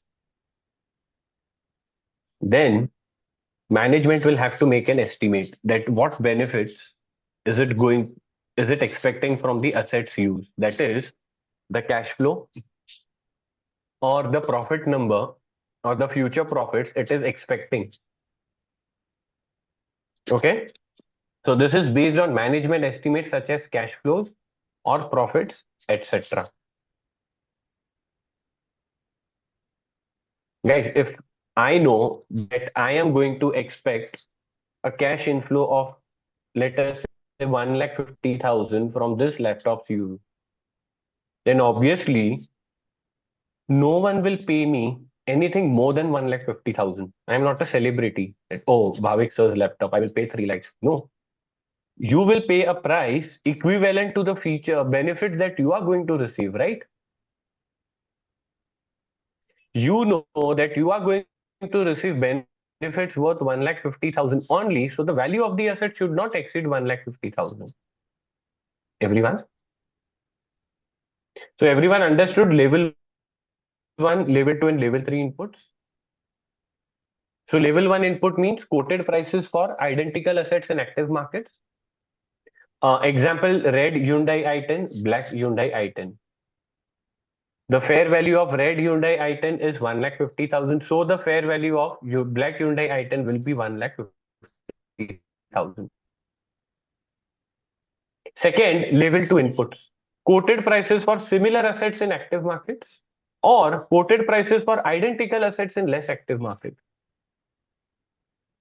Example, Hyundai Centro and Hyundai i10. You take fair value of Hyundai Centro, that is the similar asset, and adjust it for the difference in features of the characteristics to arrive at the fair value of Hyundai i10. Everyone got this? And level 3 inputs based on management estimates such as cash flows or profits, etc. Everyone understood? So management should take the estimates of cash flows or profits only when the level 1 and level 2 inputs are not available. Guys, the standard has given a hierarchy. You have to follow the hierarchy. You cannot directly jump to level 2 or level 3. No. First, level 1. In absence of level 1, you go for level 2. In absence of level 2, you go for level 3. And level 3, you will for sure get the fair value. Everyone understood? Yes, Is sir. everything clear so far?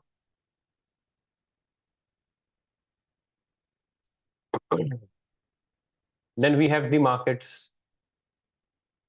We have two types of markets. We have two types of markets. Market 1 is the principal market, and second one is the most advantageous market. Now, what do I mean by principal market? It is the market with the highest activity for the asset being measured. Now, let us say India is active market for iPhones. Every other guy you see is owning an iPhone, is using an iPhone today. Why is India an active market? Because of the volume of transactions of iPhone in India. Yes or no? So what is the principal market? It is the market with the highest volume of activity for the asset being or the liability being measured. So principal market is the market with the highest volume of transactions for the asset being measured. And guys, entity needs to have access to this market at the measurement date. Now let us say India has put a restriction on China that you cannot trade with India. Now in such a case, will China have access to Indian market? Now even though India is the principal market for iPhones, then a Chinese company cannot consider India as a principal market for itself. Why? It has no access to the Indian market. Everyone understood? A principal market exists only when both the conditions are fulfilled. Firstly, the highest volume of the transactions for the asset that is being measured. And second, the entity needs to have access to this market. If you don't have access to this market, then it is not your principal market. Sir, what if there is no principal market for China? Then in that case, you make reference to the most advantageous market. Now the name itself suggests me most advantageous. Now this is the market that maximizes the fair value of an asset after taking transportation and transaction costs into account. Now what do I mean by this is, where is the highest value that you will get for your asset? Now let us say we have China, we have Russia, two markets. The fair value of the asset is 1,45,000 in China, 1,50,000 in Russia.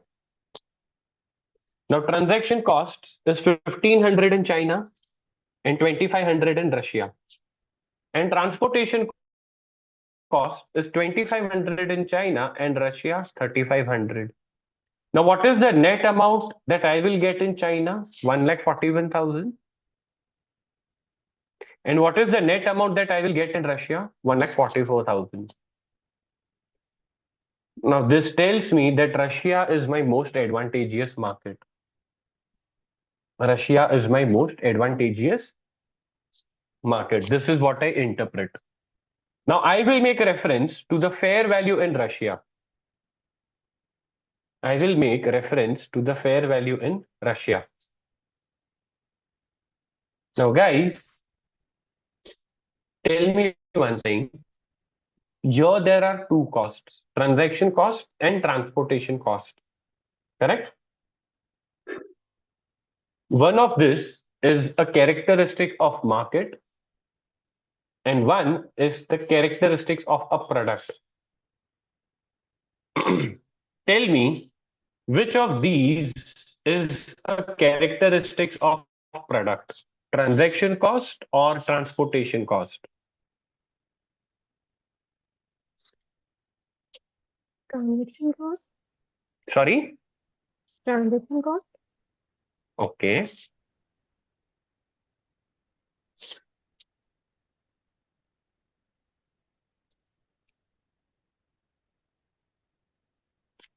Ruchika says transportation cost. Perfect, guys. Transportation cost is the characteristic of the product. Can I say the transportation cost will be decided basis the characteristics of the product? What is the product size? How delicate the product is, and so on. And guys, transaction cost is a characteristics of market. Different market will have different transaction costs. Now, if I talk about Mumbai, there the brokerage on real estate deal is anywhere around 2%, 1.5 to 2%. But here in Gujarat, the deal is like, if the property value is up to 50 lakhs, then you have to pay 2%. If the property value is greater than 50 lakhs, then you have to pay 1%. So can I say, why did the transaction cost change? Because the market changed. Nothing else. Because the market changed. So different market will have different transaction costs, but the transportation cost will remain the same. Why?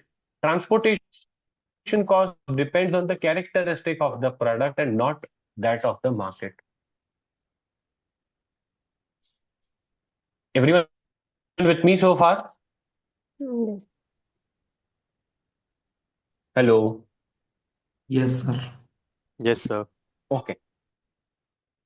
Now, guys, the fair value here is not 1,44,000. What is this? This is to decide which market is the most advantageous one, which is Russia. Now, if I want to arrive at the fair value, so from this 1,50,000, I will just subtract the transportation cost and not the transaction cost. So I will say that the fair value is 1,46,500.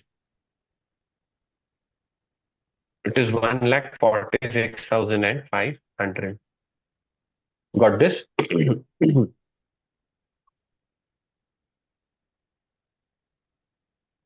Everyone got this? Yes, sir. Please note, transaction costs are characteristics of market rather than the asset. Hence, not subtracted to arrive at the fair value at the measurement date. However, it will be subtracted to consider the most advantageous market only. Is this clear?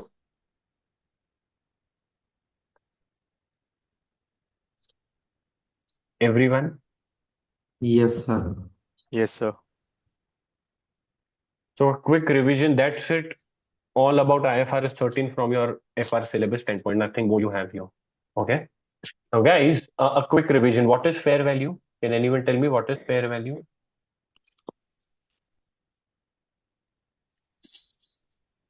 The exit price of the product? Sorry? The exit price of the product? No. Yes, Hemanya? The price to be received by selling an asset, or the price to be paid for transferring a liability in an orderly transaction between parties. Market participants. Market participants. Okay. Then we also learned that the transaction should be an orderly one, not a forced one, and none of the parties should face liquidity crunches. Then we learned hierarchy of inputs. We had three levels, level 1, level 2, and level 3. Would anyone like to tell me level 1? Identical market. Identical product. Quoted prices for identical product in the active active market. In the active market. Level 2 input. Quoted prices for similar assets. Quoted prices for similar assets in active markets. Yes. Or quoted prices for identical assets but in less active markets. Correct? Yes, sir. And level 3 input was? Assumptions of the management regarding the cash flows and the profitability. Now, can we follow any level, or there is a hierarchy to be followed? Hierarchy to be followed. Hierarchy to be followed. We give first preference to level 1 input. Level 1, level 2. Then In absence of level 1 inputs, we make reference to level 2. And in absence of level 2, we then make reference to level 3. Can I directly make reference to level 3 input? No. No, sir. no. No, we cannot. Everyone got this? Yes, sir. Yes.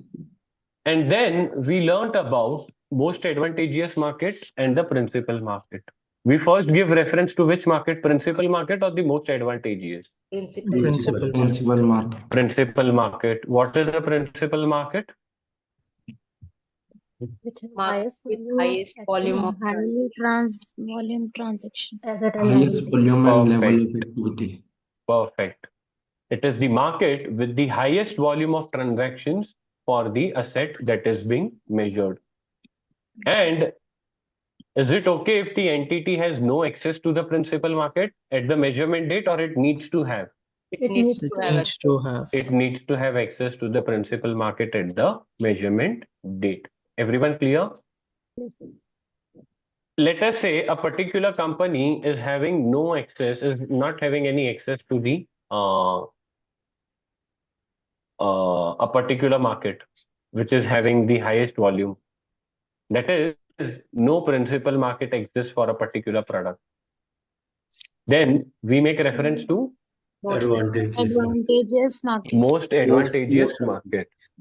Now, most advantageous market is the one where we will be getting highest amount for the asset that we want to sell. Now, to decide the most advantageous market, we subtract both transportation and transaction cost, right? But to measure the fair value, what should I subtract? Both or anyone? Transportation cost only. Transportation cost only. Transportation cost only. Is everyone clear? Yes, sir. So this is all about IFRS 13 from your exam standpoint. That's it. Okay. Now this is a very small standard. Any questions, any queries, anyone? One more thing we forgot to discuss. In level 2 inputs, we will have to adjust the fair value of the similar asset for the difference in the features. Correct? Correct.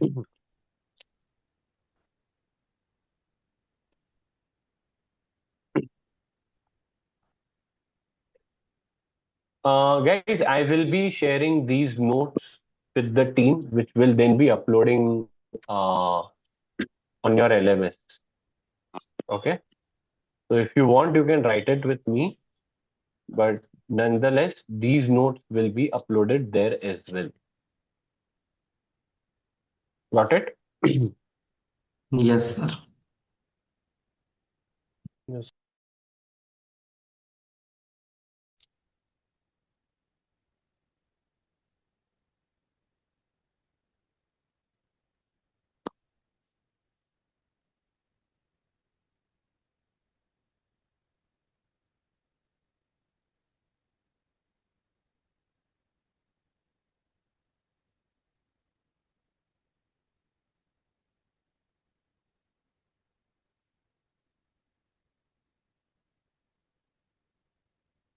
Sir, I have one question. Okay.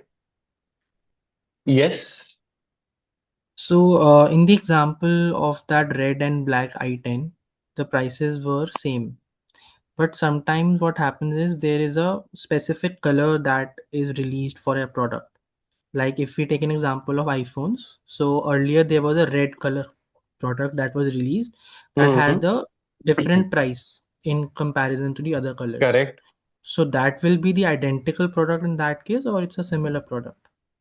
Now, see, in that case, it will be similar because you have an evidence that, okay, the price of red iPhone and white iPhone are different. So again, what you will do is you will find out the price of red iPhone or maybe the white iPhone and then adjust the price for this difference in feature. Okay. Then, guys, Himanya's question was, sir, what if many a times what happens is certain colors of a product or any asset are charged higher as compared to other. Why? Because these are premium colors. Now, in such a case, color becomes a characteristic of a product. Color becomes a characteristic of the product. Correct? Because logically, why did you pay extra for that particular color? Got it? Yes, sir. Now, guys, we are starting with IAS 16. Okay? This will go on till tomorrow as well. Huh? This is a big standard that we have. Now, let us say I want to start a business, a manufacturing business. I want to start a manufacturing business. I will require a machinery. I will need a machinery.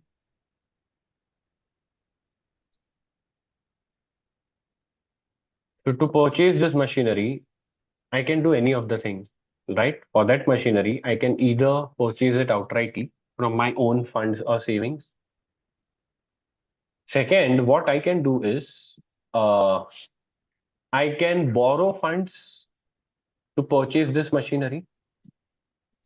I can borrow funds to purchase this machinery. Second thing that I can do. Third, what I can do is, because I am doing a good job by generating employment, government will help me with some funds that, okay, the machine is costing 100 crores. We will help you with 20 crores. So this is nothing but a government grant, right? So the accounting of the machinery will depend on how have you purchased this. Guys, can we keep the group discussion aside for now? Let us just focus on what I am teaching. That is more important as compared to this WhatsApp group. Guys, going forward, all these things should happen either during the break time or towards the end of the class, not when I am discussing. Everyone? Now, what will happen is you guys will click on the link, you will join the group, you will receive a notification on your Instagram, particular person sent a reel. Now, your mics and camera will go off, your focus will now go on the reel and not on what I am saying. Guys, some etiquettes I expect. If I am teaching, then your focus should be on what I am saying and not rather on these WhatsApp group stuff. Now keep everything this on hold. I will give you last 5 minutes wherein you can, join your WhatsApp group. Everyone, I want the cameras on, everyone.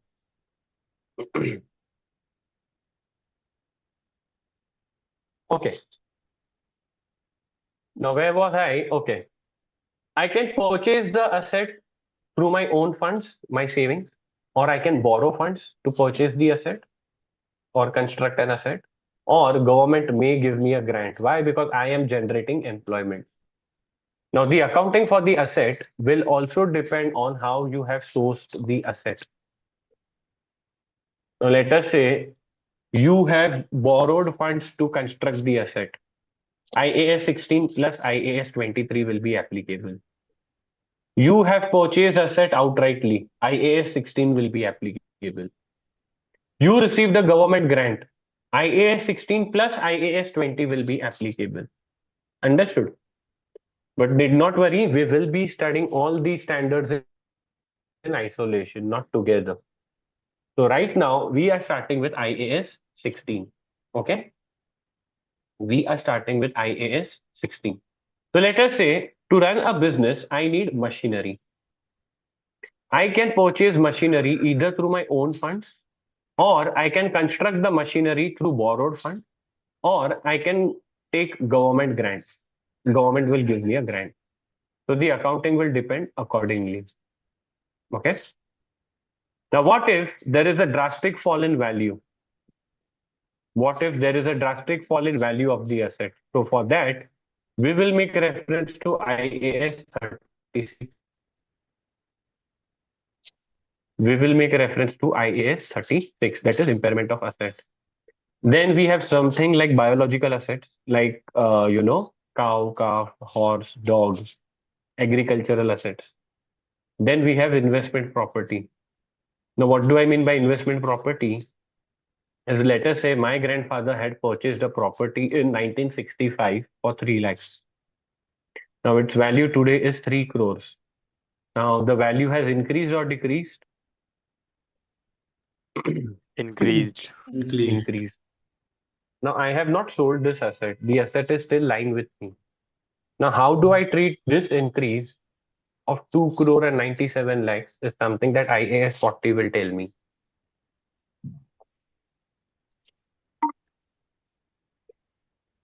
Everyone understood this. So we will be learning all these standards as in when we progress with the syllabus. We will be learning IAS 16 right away, 23, 20, 36, 40, 41, 38. All of these fall under the non-current asset part. Is everyone clear? Yes, sir. Okay. Now, IAS 16. Now, before coming into IAS 16, we need to ensure that the particular asset that is in question, does it meet the recognition criteria? Means, does it meet the definition of tangible asset? If yes, then only IAS 16 will be applicable. If no, then check for some other standard. So IAS 16 PPE, it defines tangible assets as PPE means tangible assets. So IAS 16 defines property, plant and equipment as tangible assets held for use in production and supply of goods or services, or for rental or administrative use. So it is a tangible asset. Firstly, this is something that you check. You want to do accounting as per IAS 16, check whether this particular asset is tangible. Yes, it is tangible asset. Now, what do I mean by tangible? Something that you can see, touch. Okay. So you have to see whether this particular asset is used in production and supply of goods and services, or it is held for rental purposes. Means it is my business to purchase the laptops and give it on rent to someone. Then also IAS 16 will be applicable. Or you are using it for administrative purposes, that is office use. Now, can I say computers in my office will be used for administrative purposes? Yes or no? Yes. And it is expected to be used for more than 12 months. Guys, whenever the word and comes, means both the condition needs to be satisfied. Then only a particular item will be called as PPE, and then only you can do accounting as per IAS 16. Everyone? What? Tangible assets held for use in production and supply of goods or services, or for rental or administrative use, and expected to be used for more than 12 months. Got it? Yes, sir. Now let us say the definition is met. The definition of PPE is met. Now I can use PPE standard IAS 16. Now the question that arises is, should I bring this asset into my balance sheet? This is the question. Should I bring this asset into my balance sheet? Now for this, we have a technical term which is known as recognition criteria. Now, what do I mean by recognition criteria? When can I bring a particular item of asset or liability in my balance sheet, or into my or an item of income and expense into my P&L? Recognition means the process of bringing something into the financial statements. Derecognition means taking out something from the financial statements. So we are talking about the recognition criteria. Okay, the particular asset met the definition of PPE, but can we recognize it? This is the question that you ask yourself. Now, the answer to this is something that IAS 16 tells us. First one, probable that future economic benefit will flow to the entity. Now, guys, what do I mean by probable? Probable means there are more than 50% chance that entity will be getting future economic benefits from this asset use. Everyone understood this. Probable that future economic benefit will flow to the entity. And the cost can be measured reliably. The cost of the asset can be measured reliably. Only when both these criteria are met, you can recognize an item of PPE into the balance sheet. So firstly, probable that future economic benefits will flow to the entity. And second, the cost can be measured reliably. The cost can be measured reliably. Everyone understood this? Everyone?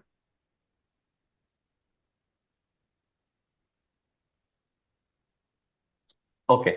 Then what we have is sometimes we incur expenditure on assets.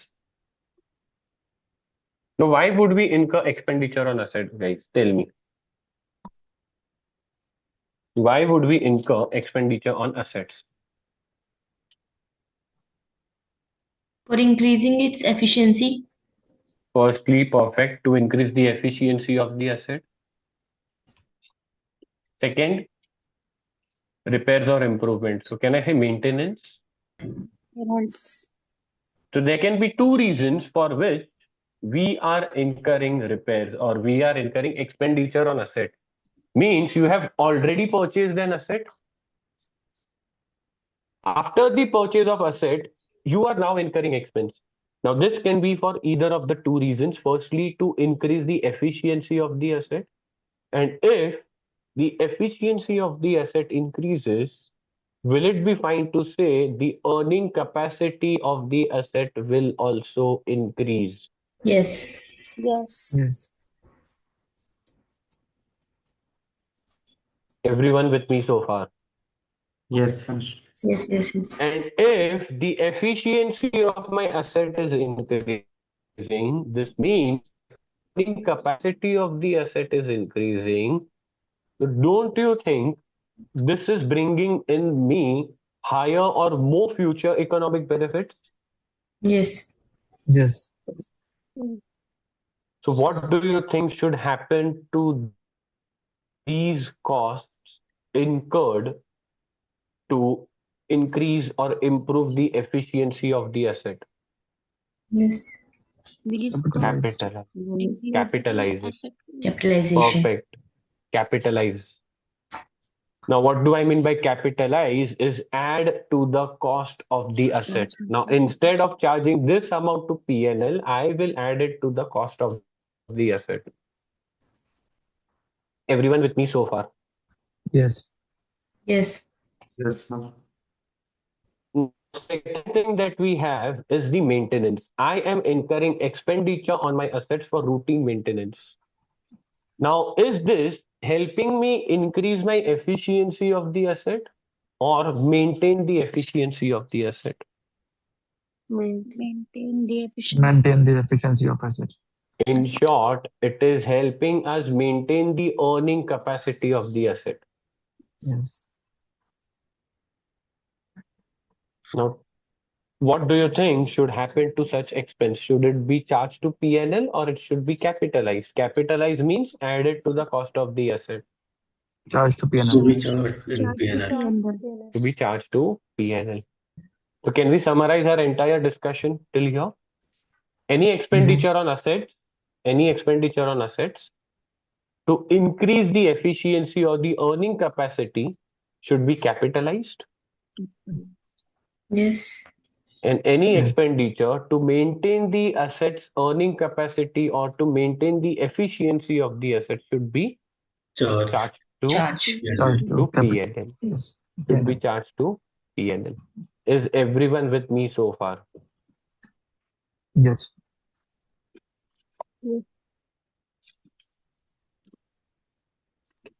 Example, maintaining earning capacity, routine vehicle servicing cost, and improve earning capacity is the additional 1024 GB RAM that I have purchased. Yes. Now, if I Getting purchase it. higher RAM, don't you think it will improve the efficiency of my laptop? Yes. Yes. Yes, sir. Everyone understood? Yes. So everyone thorough with the definition of PPE? PPE is tangible assets held for production and supply of goods or services or for rental or for administrative purposes and are expected to be used for a period of more than 12 months. If it meets the definition of PPE, then what we check next is it probable that future economic benefits will flow to the entity? What do I mean by probable? More than 50% chance. And second, can the cost of the asset be measured reliably? Can the cost of the asset be measured reliably? Only if both these are met, we recognize the balance sheet recognize the asset in our balance sheet.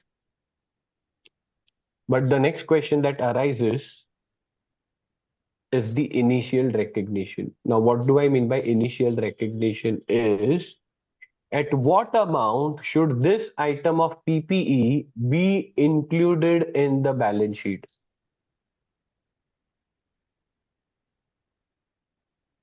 Everyone understood what I am trying to say? At what amount? I need to assign some amount, right? I cannot bring an asset into the balance sheet without assigning it any amount. So the standard also tells me what amount should be assigned to the balance sheet. So not to the balance sheet, to the item of PPE. Firstly, cost of the asset. Obviously, the price that you have paid to purchase the asset. Second, any non-refundable taxes. Let us say custom duty or import duty that you have paid. Third, any installation charges. Now, if you purchase air conditioner, you will by default have to incur some installation charges. Fourth is any professional fees. If you had consulted a professional for at the time of purchasing the machinery, that which machine should I purchase, then obviously any fees that you have paid pertaining or directly relating to this purchase of asset will be added to the cost of asset. Fifth is delivery charges. Delivery charges. Sixth is the site preparation cost. Now, what do I mean by site preparation cost? Now, I purchased an asset. To install that asset, I need to design my particular factory in such a way that it can help me accommodate my asset. It will help me accommodate my asset. Now, this is what do I mean by site preparation costs. These are not installation costs that I am talking about. I am talking about site preparation costs. I will have to make some internal structural changes to my factory so that I can accommodate this machinery into my factory. This is my site preparation cost. Everyone understood. Installation is something different.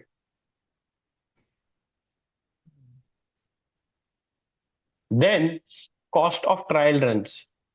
That is any testing cost. You manufactured your machinery yourself.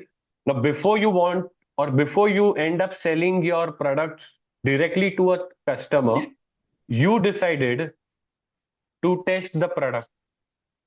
Now, any testing cost will again be added to the cost of the asset. That is cost of trial runs. That is testing cost. Eighth is the borrowing cost as per IAS 23. Something that we will be learning in IAS 23. I don't want to take it up right now. So just keep in mind borrowing cost. Okay. We will learn this in more detail in the topic IAS 23. And ninth is decommissioning cost at a present value.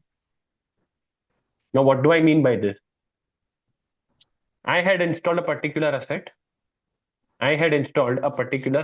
Now, I know that the useful life of the asset is 5 years. And once 5 years are over, I will have to incur decommissioning cost. Now, what do I mean by decommissioning cost? Is the cost of removing the asset. I will have to dismantle the asset, right? Now, day one, you already know that you are going to incur this much of amount at the end of 5 years, which is 5 lakhs. So what does the standard say? That this 5 lakhs should be included in the cost of my asset, but at its present value. I will discount this 5 lakhs at its present value. Now let us say how to find out the present value. I will estimate the decommissioning cost. Now guys, obviously I will be estimating it. On day one, I won't know what is the exact amount that I will incur after 5 years, correct? Will I know this? No. So obviously this 5 lakh is an estimate today that I am making. Yes. And my discounting rate is 10%. Discounting rate is generally the cost of capital of the company, something that you have either already learned in FM or you will be learning in FM. Okay. Now, how do I find out the present value? Is please pay attention.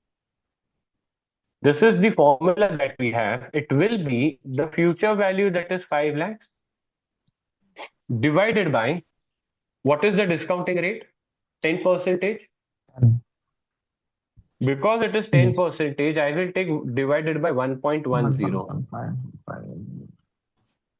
And guys, the number of years are 5. So 2 the power 5.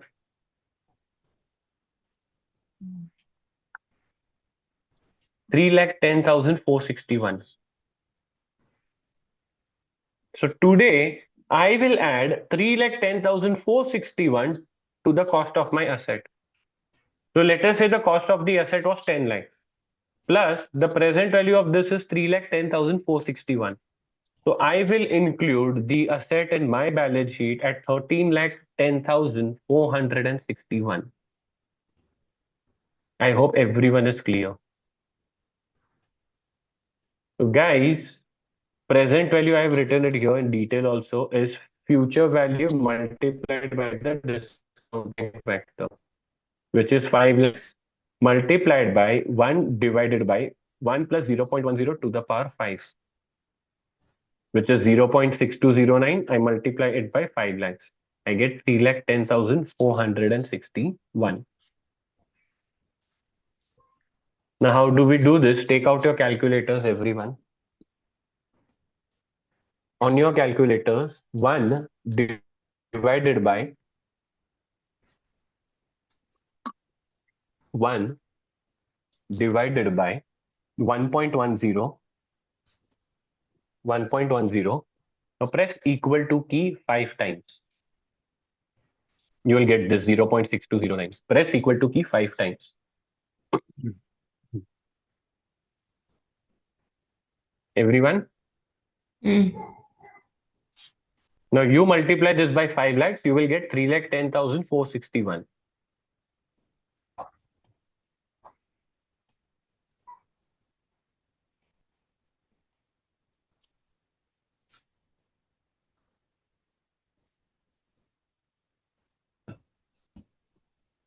Everyone? Now I have a question. Sir, but the amount that we are going to pay at the end of 5 years is 5 lakhs.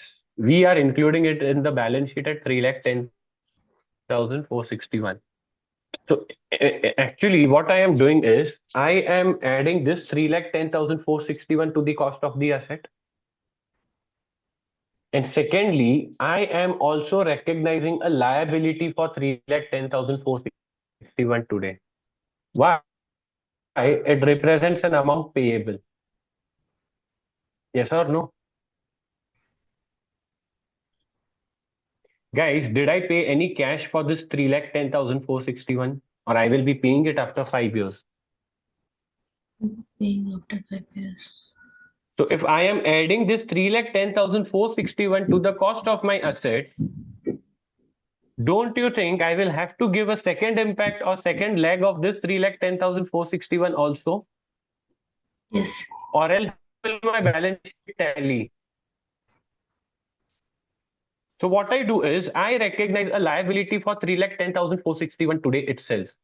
So in short, I recognize an asset for 310,461. I recognize a liability for 310,461. I am not concerned with 3,10,461 that is added to the cost of the asset. What I am concerned with is that today I have recognized the liability for 3,10,461, but after 5 years, I have to pay 5 lakhs. After 5 years, I have to pay 5 lakhs. Now, how do I bring this 3,10,461 to 5 lakhs? Is something that we will be learning in IAS 37. We have this concept known as unwinding of discounting. Everyone, we have this concept known as unwinding of discounting, which we will be learning in topic IAS 37. Everyone clear?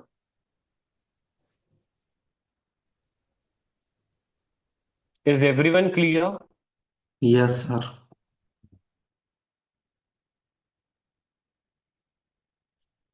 So in short, what I will do is, what was my discounting rate? 10%.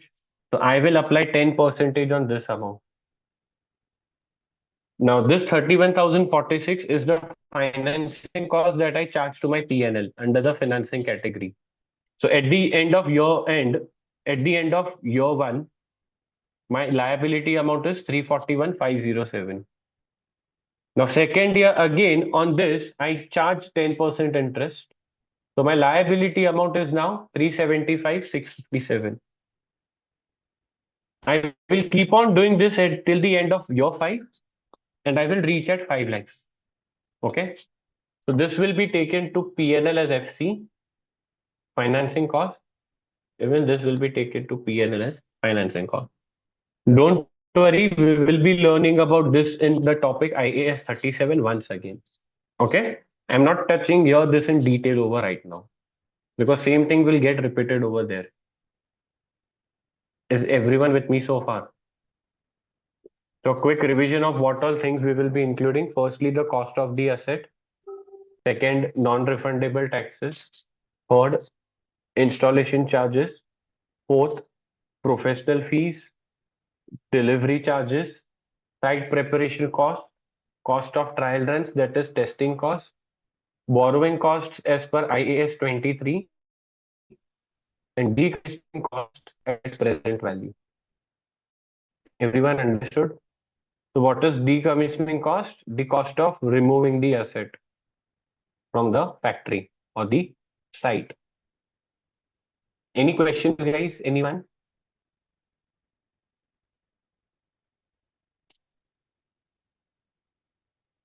So I have here actually given the example of installation cost. Cost of installing the chimney in my factory. It will get added to the cost of my factory. Okay.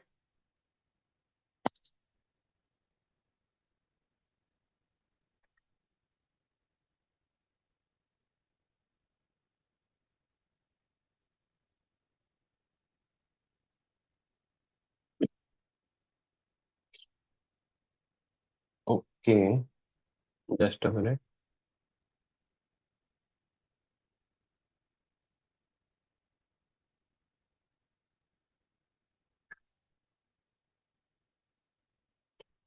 Theoretical concept lasts for the day. On this, I have an illustration that we will be doing it in tomorrow's class. Okay. We will be doing an illustration on this in tomorrow's class. Now, guys, part replacement. Now, many of the assets, they have frequent replacement of a huge part. Rather, what I say is an important part in the asset, which is also known as the component accounting. Now, airline industries, they have a rule that you have to replace the engine of the flight after every 2 years or 3 years or whatever the thing is. So what happens is, whenever they purchase a flight, they assign useful life to each of the component. Now they know that they have to replace the engine in 3 years. So by default, they will depreciate the engine over 3 years only. Then we have the body of the flight. Let us say the body of the flight is having a useful life of 15 years. So what will happen is the body will be depreciated over 15 years. The seats have a useful life of 10 years, and so the seats will be depreciated over 10 years. Now what will happen is the management will have to make an estimate that, okay, out of the total 100 crores, how much have we paid for body, how much have we paid for the seats, and how much have we paid for the engine. Okay. Now guys, this actually seems easy theoretically, but practically it becomes difficult. Now when you purchase an aircraft, no one actually gives you a bifurcation. How much out of 100 crores is for body, how much is for the seats, and how much is for the engine. No one actually tells you this. Now, this part replacement or component accounting is quite complex in real life. No one actually follows this. But because it is written there in the standard, let us go through it. Practically, this is not viable, especially for assets like aircraft. Okay. Now, what happens is I will depreciate body after over 15 years, the seats over 10 years, and engine over 3 years. Now, once I have depreciated engine over the 3 years, I de-recognize the old engine and then I install the new engine.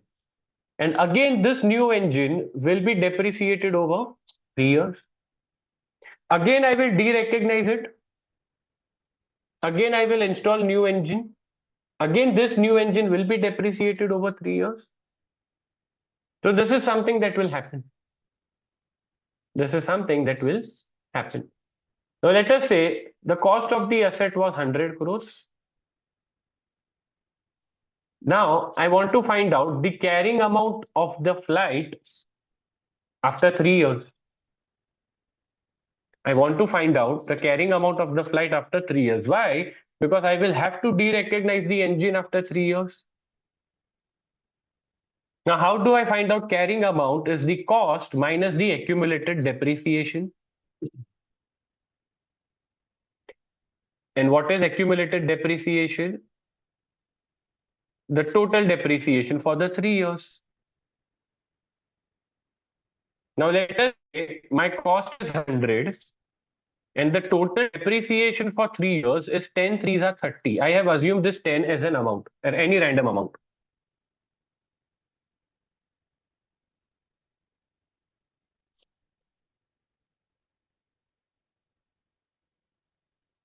So I will say that the carrying amount of the aircraft is 70. Now from this 70, I subtract carrying amount of old engine, which will obviously be 0. Guys, you will have depreciated the engine fully in 3 years of time, right? And plus you add the cost of new engine. I hope everyone understood this. The cost of new engine. So what we are doing is we are assigning a useful life to each of the components. Why? Because all the components have different useful life and it requires frequent replacement. So I cannot assign same useful life to all the components. See, generally in IFRS, the assets are depreciated over the useful life. They are depreciated over the useful life. Now, because all the components of an aircraft have different useful life, I cannot depreciate the entire aircraft over the same useful life. Correct? Everyone understood this. So I'm stopping here today. Tomorrow, first thing that we do is we solve an illustration on component accounting, that is part replacement. Okay. And then we continue ahead with subsequent measurement. Everyone understood this?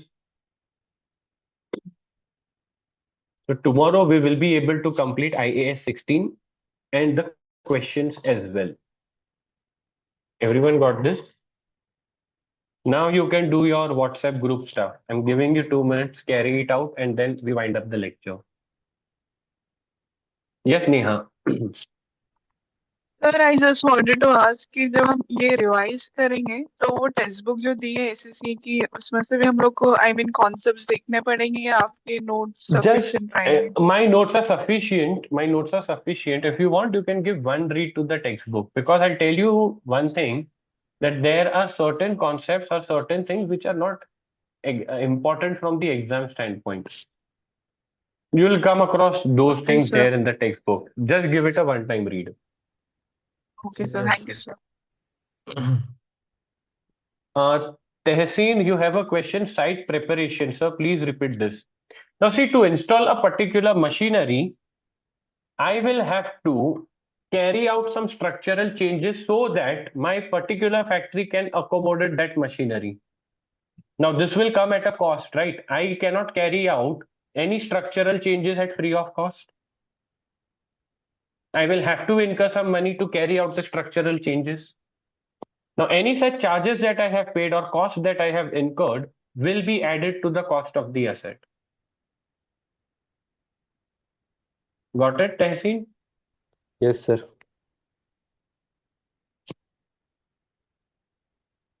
So how did you find FR subject so far? How was the first lecture, guys? The FR as a subject I'm talking about. FR as a subject.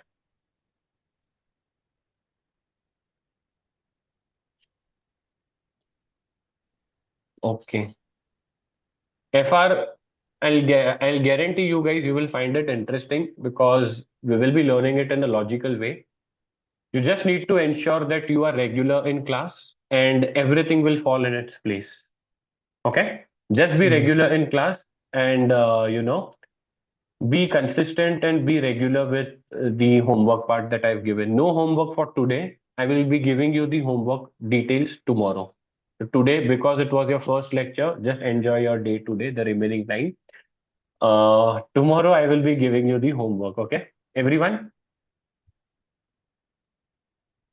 And I'm very much strict regarding the homework. Huh? I'm very much strict regarding the homework. So tomorrow I will be giving you homework, which I will be checking before the Saturday's class. Okay. And I will have no reasons to believe that, sir, I did not get time. Why? We have Monday to Friday. How many days of time? 5. Plus, I will consider half day of Saturday because our lecture starts at 12. So you can even wake up early and do the homework, right? So 5.5 days of time, I will not accept any reasons as I did not get time, sir. Everyone? Okay. Chalo. Bye-bye. Take care. I will see Bye, you all sir. in tomorrow's class. Bye-bye. Thank you. Thank you, sir. Bye. Bye-bye.